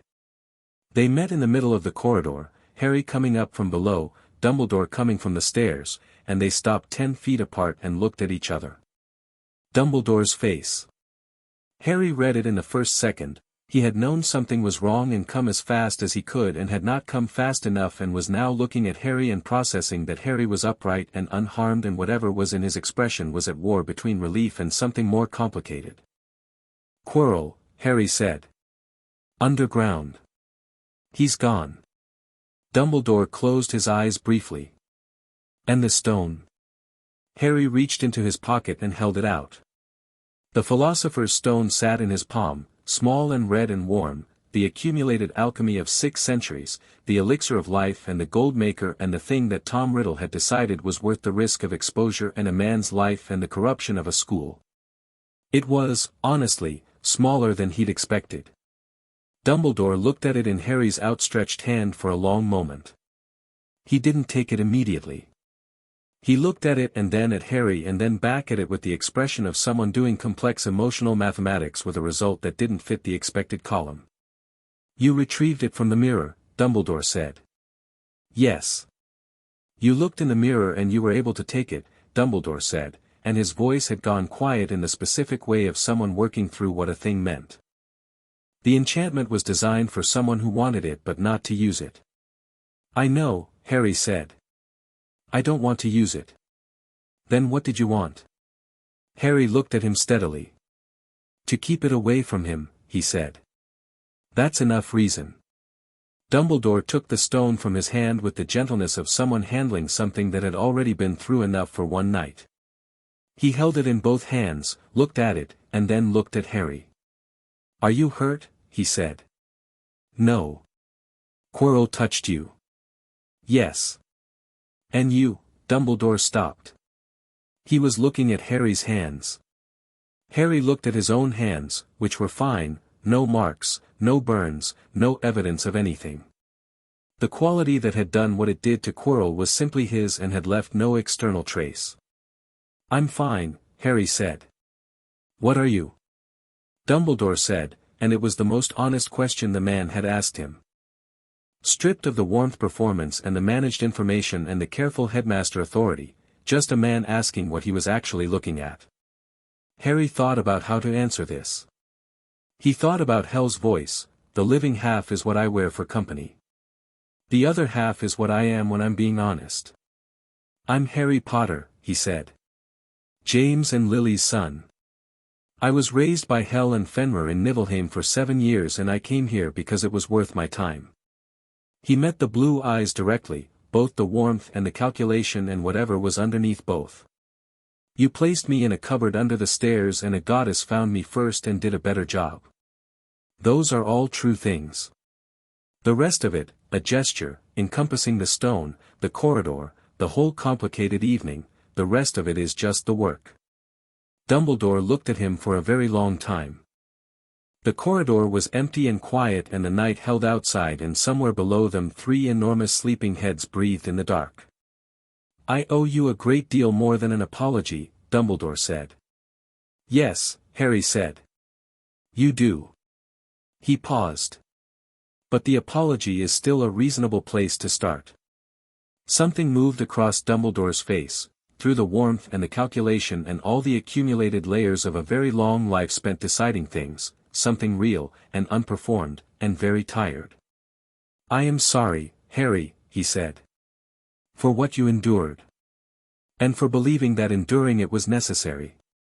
Harry looked at him. The apology landed where apologies landed when they were genuine, not fixing anything, not erasing the year in the cupboard or the 7 years that followed, but being what they were, which was the acknowledgement of a specific person taking responsibility for a specific choice. That was not nothing. "I know," Harry said. They stood in the 3rd-floor corridor for another moment, and then Harry said, "I'm going to bed. I have charms in the morning and Flitwick is covering something I want to pay attention to." Dumbledore blinked. Then, slowly, something happened in his face that was almost a smile, not the performed twinkle, but the real version, surprised out of him. "Of course," he said. Harry walked toward the stairs. "Harry," Dumbledore said. He stopped. "Voldemort." "He didn't, he's gone," Harry said, without turning around. "Not destroyed. Not while the Horcruxes exist. But gone from this building, which is enough for now." A pause. "We'll need to talk about the Horcruxes." "Not tonight." "No," Dumbledore agreed. "Not tonight." Harry walked up the stairs. Behind him, he could feel Dumbledore standing in the corridor with the stone in his hands, and the feeling of the castle around them both, old and steady, the same hum it always had. He was back in the common room before 1 in the morning. Hermione was awake. Of course she was. She was sitting in the chair nearest the fire with a book she wasn't reading, her legs pulled up, and she looked up when Harry came through the portrait hole with the particular expression of someone who had been maintaining composure through an exercise of will and could now let it lapse. "Well," she said. "Done," Harry said. She exhaled. It was a long exhale, the release of hours of held-breath tension, and then she straightened and looked at him with those precise brown eyes. "Quarrel." "Gone," Harry said. He sat down in the other chair. The fire was good, warm and low. He was used, Harry said. From the start, he was used. Hermione was quiet for a moment. "And Voldemort?" "Driven out. Not gone. We'll deal with the rest of it eventually." He looked at the fire. "Neville's asleep." "At midnight he finally agreed to lie down," Hermione said. "I told him I'd keep watch." She studied Harry's face, the way she always studied things, looking for more information, looking for what the surface suggested about what was underneath. "Are you all right?" "Yes," Harry said. And then, because she'd asked honestly and deserved honesty back, "I watched someone die tonight. I don't regret what happened. I do regret that it got that far." Hermione was quiet with this for a moment. "You sat with him," she said. "It wasn't a question." "Yes," Harry said. She looked at him across the fire, the girl who had been brilliant and lonely at lunch on the 1st of September and had stumbled into his compartment and challenged his textbook criticism and ended up here, in the common room at 1 in the morning, keeping watch. "Hel taught you that," she said. "Sitting with the dying." "Yes," he said. "She says it's the most important thing anyone can do for someone." Hermione looked at the fire. "I think she's probably right," she said. They sat in the comfortable quiet of the common room, the fire settling lower, the castle breathing around them, and Harry felt, not triumph, not the specific elevated emotion of a successful conclusion. Something quieter than that. The particular feeling of having done what needed doing and being still on the other side of it. He thought of Fenrir's voice, "Come back." He thought of the mirror's image, his mother's red hair, his father's face, Hel's two halves, the amber eyes. What complete looked like. He thought of the small apology in the corridor, and the real tiredness underneath Dumbledore's performed serenity, and the complexity of a man who had been wrong in specific and costly ways and knew it. He thought about Tom Riddle, the too thin face and the amber eyes, driven out of his purchased vessel and back to whatever marginal existence he'd been managing for 10 years before this. Not gone. Not finished. The rest of it still ahead. He was 12 in 3 weeks. He'd been at Hogwarts for a year. He had friends who knew what he was and chose to sit in the fire glow with him anyway. He had a mother's wand in his pocket and a wolf's voice in his memory and a goddess who measured maternal love in the particular unit of not letting you know she felt it. He had, he thought, most of what he needed. Hermione fell asleep in the chair around 2. Harry stayed awake a little longer, watching the fire go from flame to ember to the last slow orange of banked coals, and then he closed his eyes, and the castle breathed, and the night held, and morning was coming. Chapter 6. What gods remember the hospital wing smelled of dittany and something antiseptic that had no magical equivalent, and Madame Pomfrey had the quality of a person who considered the hospital wing her sovereign territory and everyone in it a subject requiring management. Harry had spent 2 nights there, not because he'd been injured, which he hadn't been, but because Dumbledore had insisted on observation and Madame Pomfrey had backed this with the specific authority of someone who didn't care about the boy who lived or the great events of the previous Tuesday and just wanted to make sure all the readings came back normal. Most of them came back normal. A few came back as things Madame Pomfrey wrote down and showed to Dumbledore and then wrote down again on a separate parchment and filed under a category Harry suspected had been created specifically for this occasion. On the second morning, she stood at the foot of his bed with her clipboard and looked at him with the expression of someone who had decided that professional neutrality was the correct response to finding out that her patient's magical core had a second frequency running through it like a harmonic. "You're eating," she said. 3 meals, Harry confirmed. "Sleeping." 7 hours. Any pain? No. She wrote something. You're free to go after breakfast, she said, and left before he could ask what she'd written, which he suspected was intentional. Hermione arrived at 8 with a plate from the Great Hall and 3 days' worth of notes from the classes he'd missed. Neville arrived behind her carrying Trevor, who had escaped twice since Tuesday and showed no signs of developing remorse about it. They sat on either side of his bed while he ate and Hermione organized the notes by subject and Neville told him about herbology, which had moved into some material on magical properties of fungi that he was genuinely enthusiastic about in the careful way he was enthusiastic about things he hadn't quite given himself permission to love yet. Sprout says I have a gift, Neville said, and the way he said it had the quality of something he'd repeated to himself several times to see if it became less strange. You do, Harry said. She said it like she meant it. Not like, Neville stopped. Rerouted. Not the way some people say things like that. She meant it, Harry said. She doesn't say things she doesn't mean. She's too busy. Neville looked at his toad. Something settled in his face that hadn't quite been settled before.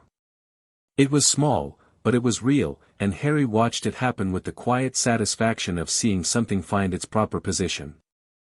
Ron arrived at 8:30 with the twins, who had heard a version of the story that was approximately 40% accurate and wanted the correct version, and Harry gave them the version he was comfortable giving in a hospital wing, which was accurate but not complete, which seemed to satisfy them, and Fred said, "You walked through the fire rooms alone and came out with the stone," in the tone of someone updating their understanding of what was possible, and George said, "We're going to need to play Quidditch against you for a very long time before we understand how good you actually are," and Harry said that was fine because he planned to be here for a while. Then they left, and the wing went quiet, and Harry finished his breakfast and read Hermione's charms notes, which were better than the textbook, and waited. Dumbledore came at 10. Harry had expected him. He'd been expecting him since Wednesday morning, since he'd walked up the stairs and gone to bed, had expected the conversation and prepared for it in the way he prepared for things he considered significant, not by rehearsing, which was Hermione's method and suited her particular kind of mind, but by sitting with the shape of it, understanding what he wanted to say and why, letting the right words find their own order. The headmaster came in without his usual theatrical presence. No particular entrance, no performance of serenity.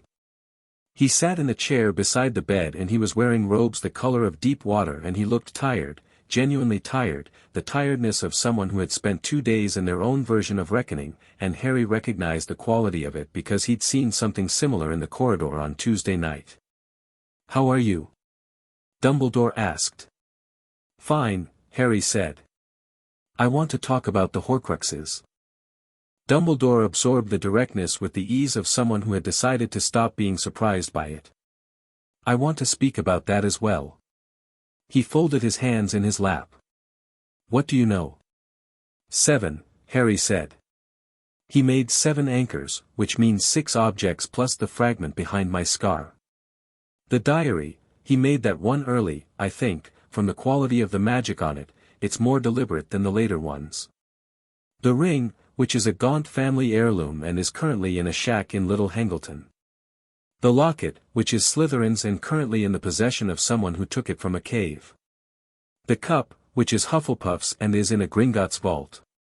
The diadem, which is Ravenclaw's and is hidden in this building." He paused. "And the snake. When he gets a body back, he'll make the snake." Dumbledore looked at him. The blue eyes were very still. "How much of this does Hel know?" "All of it," Harry said. "She told me most of it. Death knows its own violations." A silence. Dumbledore looked at his hands. "And your scar?" "I know," Harry said. "Hel told me when I was 10. It can't be removed while the others exist. When they're gone, it either lifts or," he made the same motion Hel made, the one that encompassed complex metaphysics in a single gesture, "it resolves another way." "Another way," Dumbledore said, carefully. "She said it was possible I would have to die," Harry said. Straightforwardly, the way Hel had said it, because dressing it in different language didn't change the shape of it. Briefly. And come back. Dumbledore looked at him for a long, quiet moment. In the expression, Harry read all of it, had been reading Dumbledore for a year and had gotten quite good at the layers of him. Something moved that was not calculation, not warmth performance, not the management of information. Something that was simply a man sitting with the cost of a prophecy he'd spent 11 years believing was inevitable. You've known this for a year, Dumbledore said. More, Harry said. I was 10 when Hel told me. And Dumbledore searched for the word. Fine with it, Harry said. Not happy about it. Fine with it. There's a difference. He looked at the headmaster directly. The issue isn't whether I can do it. The issue is the sequence. We need to find them in the right order, which means we need to know who has the locket.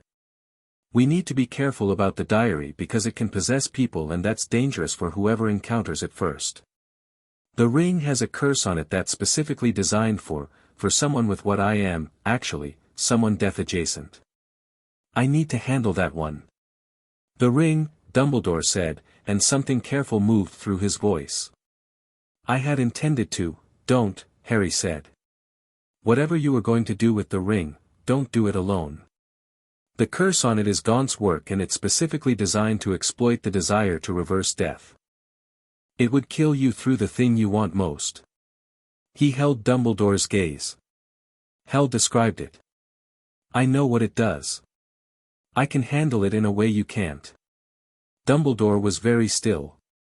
What do I want most? He asked, and his voice was very quiet. What you saw in the mirror, Harry said. You didn't tell me, but I know it wasn't socks. The headmaster looked at him for a long time, and in his face, in the real face, under the performance, was something that Harry recognized from Tuesday night, the specific expression of a man encountering his own depth in the presence of someone who could see it clearly and wasn't using it against him. My sister, Dumbledore said. Barely above a breath. Yes, Harry said. I thought so. They sat with this for a moment. The hospital wing was quiet. Somewhere outside the windows, the Scottish summer was beginning, the grounds green and brilliant in the morning light, the lake catching it, the mountains beyond holding their own counsel. We will do this together, Dumbledore said. When the time comes. All of it. He said it the way people said things when they were surrendering an approach they'd held for a long time, the specific quality of a closed hand opening. Yes, Harry said. But not yet. We're not ready yet. I have more to learn and so do you, and Voldemort is going to need time to get a body back, which gives us the window. He paused. Also I'm 12 in 3 weeks and I'd like to have a summer. Something crossed Dumbledore's face. The almost smile again, the real version. Of course, he said.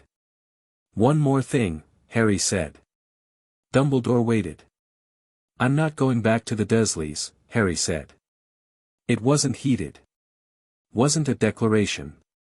Just a fact, stated at the appropriate moment. Ever. If the blood wards require it, they can be restructured or replaced. If they can't, they weren't adequate protection to begin with and the argument for them fails on its own terms. The wards, Hel told me what the wards require, Harry said. They require Lily's blood relative acknowledging me as family. They don't require me to live there. They require Petunia to feel the connection, which she does. She knows what she is to me and what I am to her, she's known all along. The living requirement was your interpretation, not a magical necessity. He met Dumbledore's eyes. I've been sleeping in Niflheim. The wards have been maintained all year. A silence that had the quality of a man discovering that an architecture he'd built was standing on a foundation he'd misread. You're certain. Hel is certain, Harry said. Which is more reliable? Dumbledore exhaled. It was a very small exhale, barely perceptible, but it had the weight of 11 years of misplaced certainty in it. Where will you go for the summer? Home, Harry said. Niflheim. And then, he thought about it, I'll need a place here. In the living world, for when I'm not at school. Grimold Place is unoccupied. The Black Estate, through my mother, has a claim I can activate. Sirius Black, Dumbledore said carefully. Is innocent, Harry said. That's a different conversation, also necessary, also not today.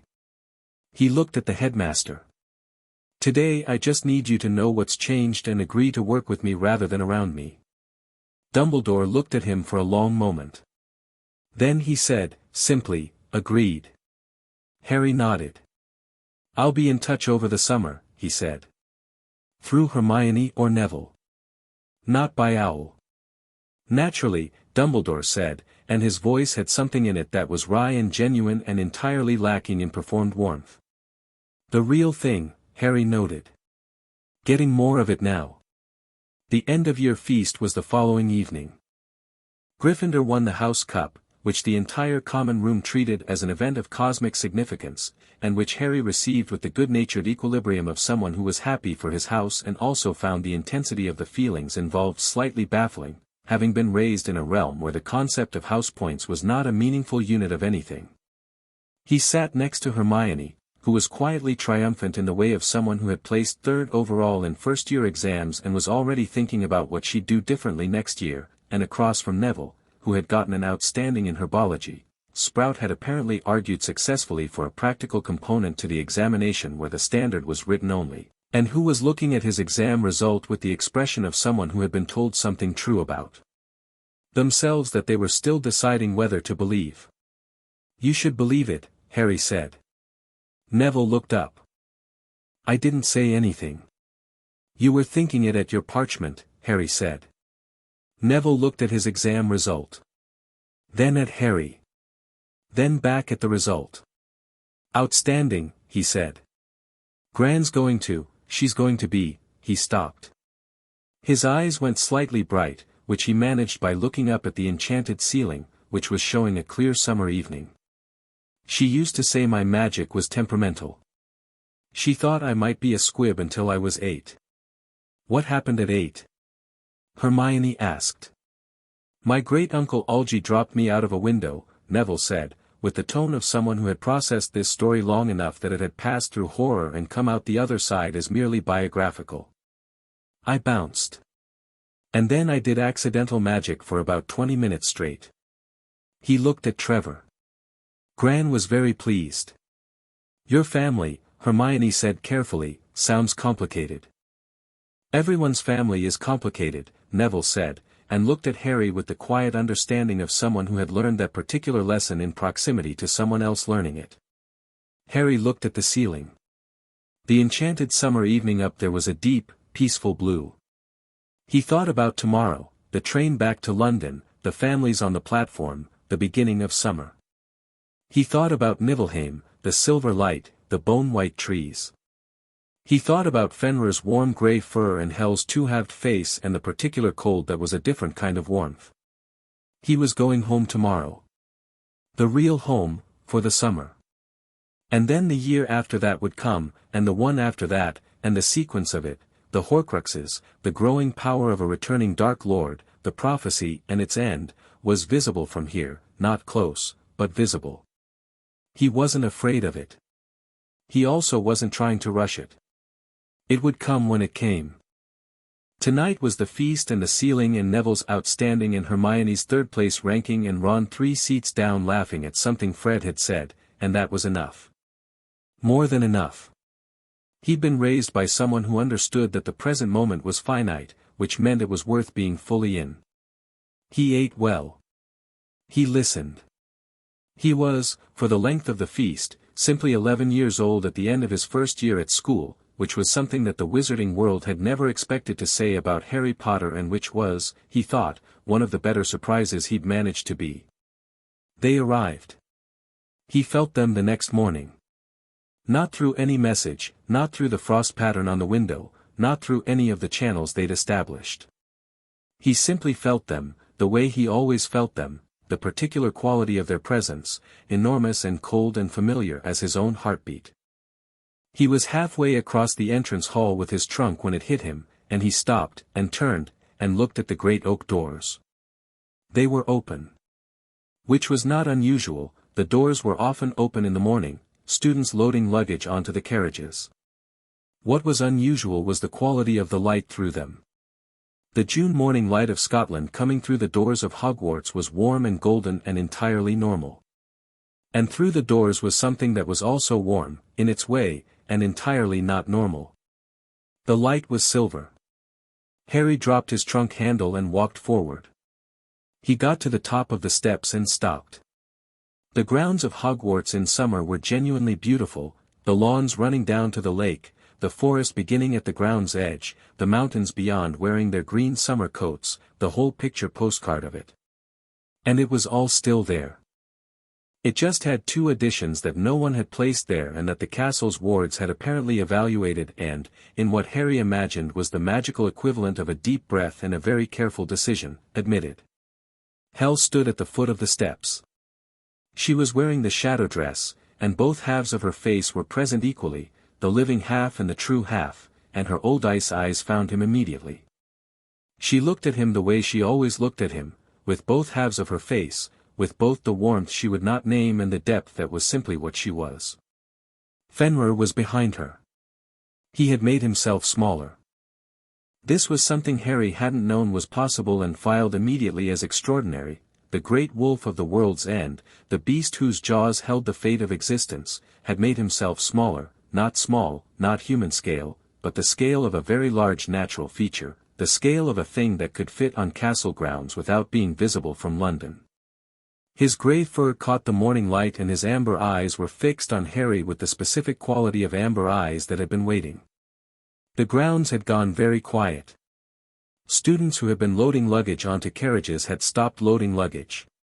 A group of Hufflepuffs had backed up against the castle wall in a way that was not quite running away but was preparatory to it. Several Ravenclaws had produced wands and then, looking at what they'd produced wands toward, were reconsidering the utility of that.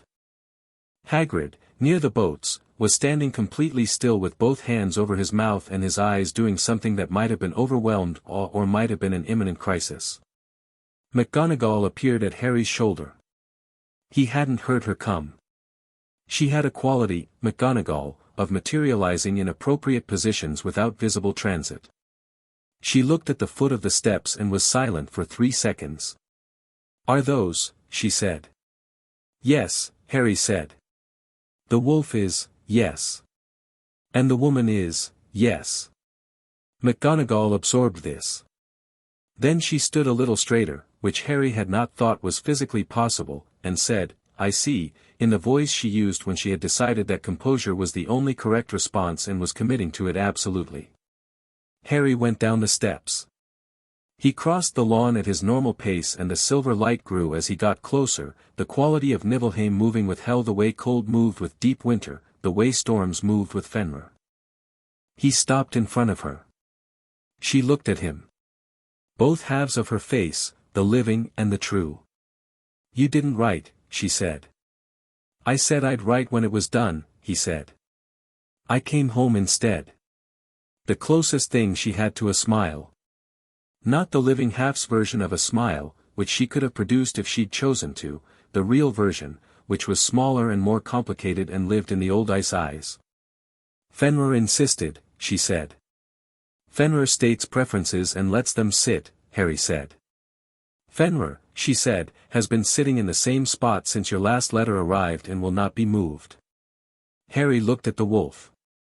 Fenrir looked back with those amber eyes that held every storm and something else, the specific quality of something that had been waiting and was now not waiting. Harry walked to him. Put his hand on the warm grey fur of the wolf's nose, the same place he'd put it at 4 years old in the dark and at 7 on a run through the chaos margins and at 11 on the last morning of Easter. Coarse and warm. Storm-smelling.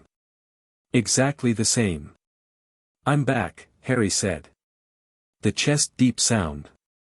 The laugh that started at the bottom of the world. It moved through the ground under Harry's feet and up through the castle's stones and the students still frozen on the grounds felt it as a vibration and an astronomy professor who had been awake all night doing observations was briefly convinced there had been an earthquake. Fenrir lowered his great head until the side of it was level with Harry's shoulder, and Harry leaned against it, and the warm weight of it was the weight of 7 years of silver light and bone-white trees and exactly the right kind of belonging. Somewhere behind him, a second-year Slytherin whispered to another second-year Slytherin, is that a wolf? And the second Slytherin said, that's not just a wolf, you idiot, and neither of them said anything else. Hel had come to stand a few feet back. Harry straightened and looked at her. Dumbledore's watching from the window, he said. He'd felt the headmaster's presence, that particular magical signature, old and powerful and currently doing the same thing every other powerful thing in the vicinity was doing, which was recalibrating. I know, Hel said. Do you want to meet him? He may come to me, she said, with the simple directness of someone who had been approached by kings and gods and did not modify her behavior for headmasters of wizarding schools. Harry almost smiled. He won't know that's an invitation. Then he is not as intelligent as his reputation claims. He is, Harry said. He's also careful. Yes, Hel said. I know what he is. I have watched every careful man he has outlasted. She looked at Harry with those old eyes. I came to meet the place where you have been spending your time. And? She looked at the castle. Both halves of her face considered it, the living half and the true half, reading the stone, the wards, the accumulated centuries. It is old enough to deserve respect, she said. And young enough to still be learning. That is a reasonable combination. I think so, Harry said. There is a presence in the stone, she said. Old. Aware. I think it's the castle itself, Harry said. It recognizes things. Yes, Hel said. It recognized me. She said it with the flat certainty of a fact. The castle had registered her presence, had performed its evaluation, and had arrived at a determination. It did not object. No, Harry said. I didn't think it would. Dumbledore came down the steps. He came down them with the pacing of a man who had decided to come and was not hurrying but was not delaying either, the pacing of someone for whom this approach was a statement. He was wearing robes the color of sunset and he had his wand in his hand, not raised, not threatening, simply present, the way you carried something important when you were going somewhere that required your full self. He stopped at the edge of the lawn. He looked at Fenrir first. The wolf looked back. This exchange had a quality that Harry watched with interest, two ancient things in different registers assessing each other, one the primal chaos that would end the world, the other a human wizard who had spent a century making himself as large as a human could make themselves, and the assessment moved through both of them and settled into a mutual, careful, specific respect. Then Dumbledore looked at Hel. Hel looked back. Whatever passed between them in that moment, Harry couldn't read it fully. He caught the edges of it, something about the quality of the look, the weight of two beings who had both watched human lives from very different positions, one from above and one from the end, and who recognized in each other the specific loneliness of that perspective. I put him in a cupboard, Dumbledore said. No preamble. No performed warmth. Yes, Hel said. I believed it was necessary.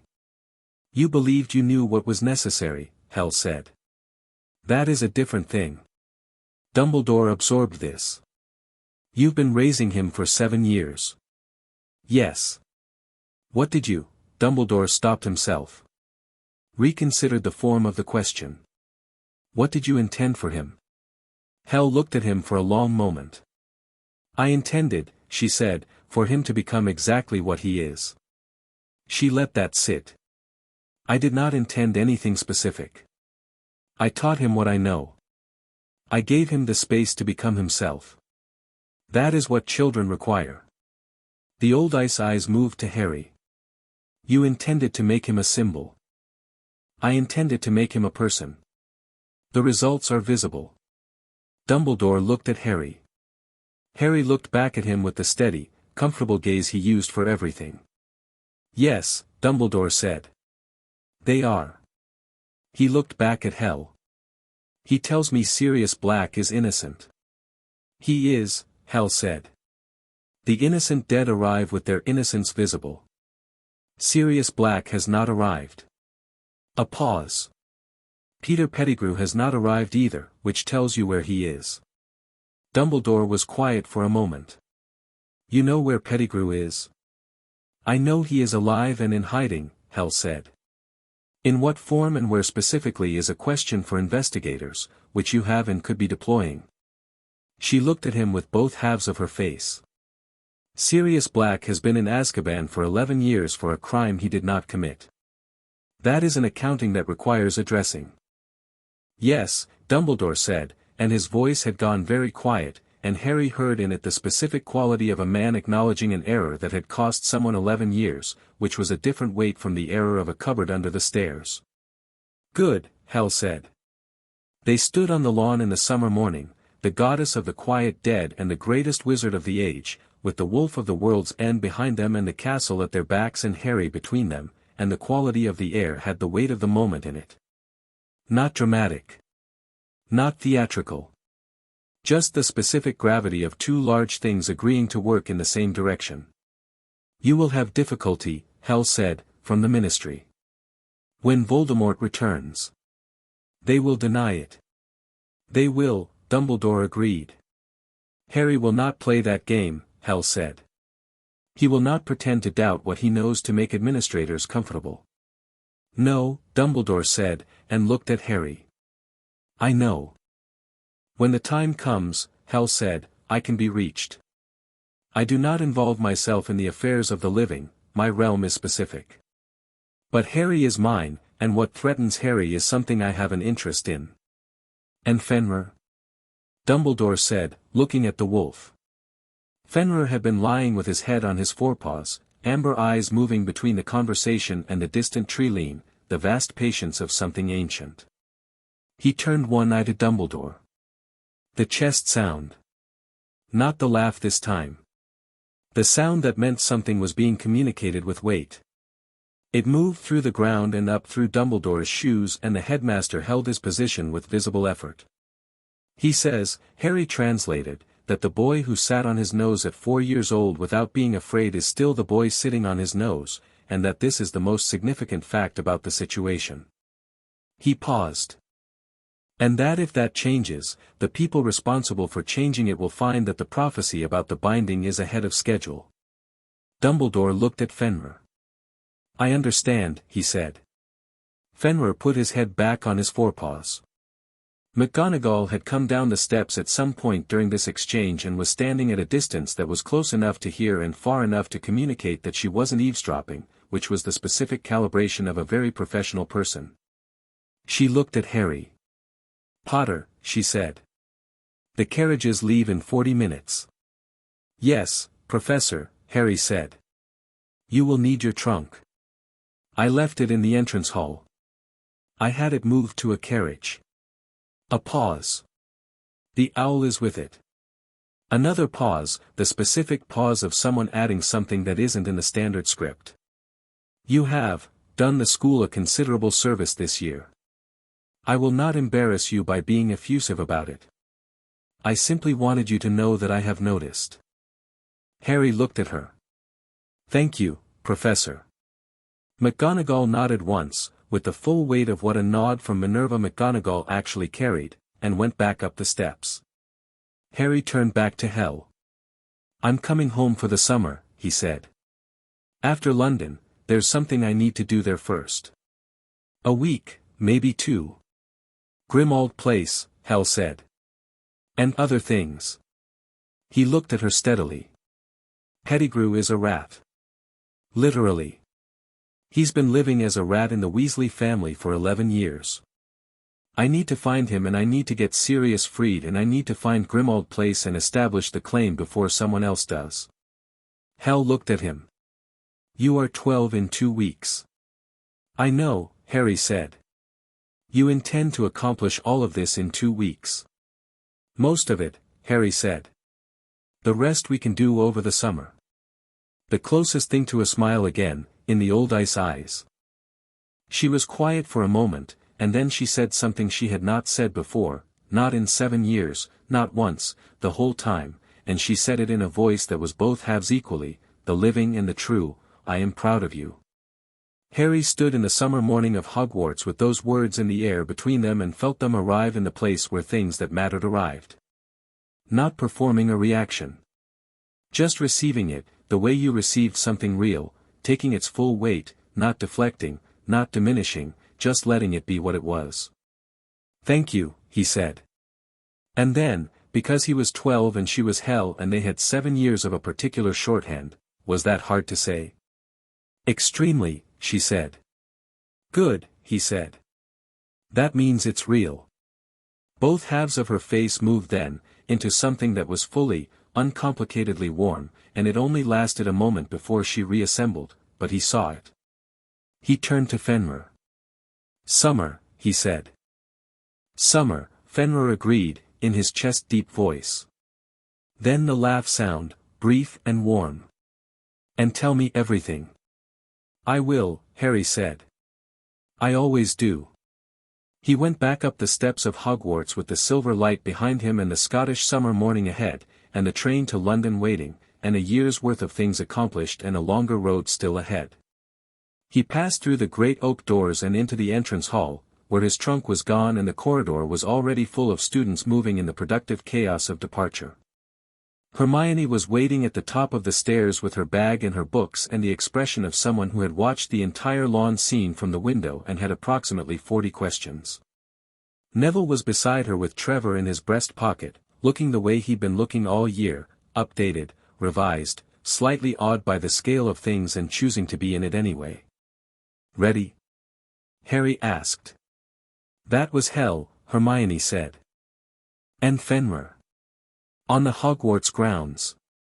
"Fenrir who is the, yes," Harry said. "And Dumbledore went down to speak with them." "Yes. And the castle just, let them, it evaluated them," Harry said. "And decided they were acceptable." Hermione looked at him. "How does a castle evaluate someone?" "Carefully," Harry said. "Same way as anyone." He picked up his bag. "Platform 9 3/4 in 40 minutes. Are you coming?" "Obviously," she said. They walked down the corridor together, the three of them, toward the doors and the carriages and the train and London, and the castle moved around them with its old, patient life, the magic in the stone settled and continuous, the portraits watching, the staircases doing whatever staircases did when they were being observed.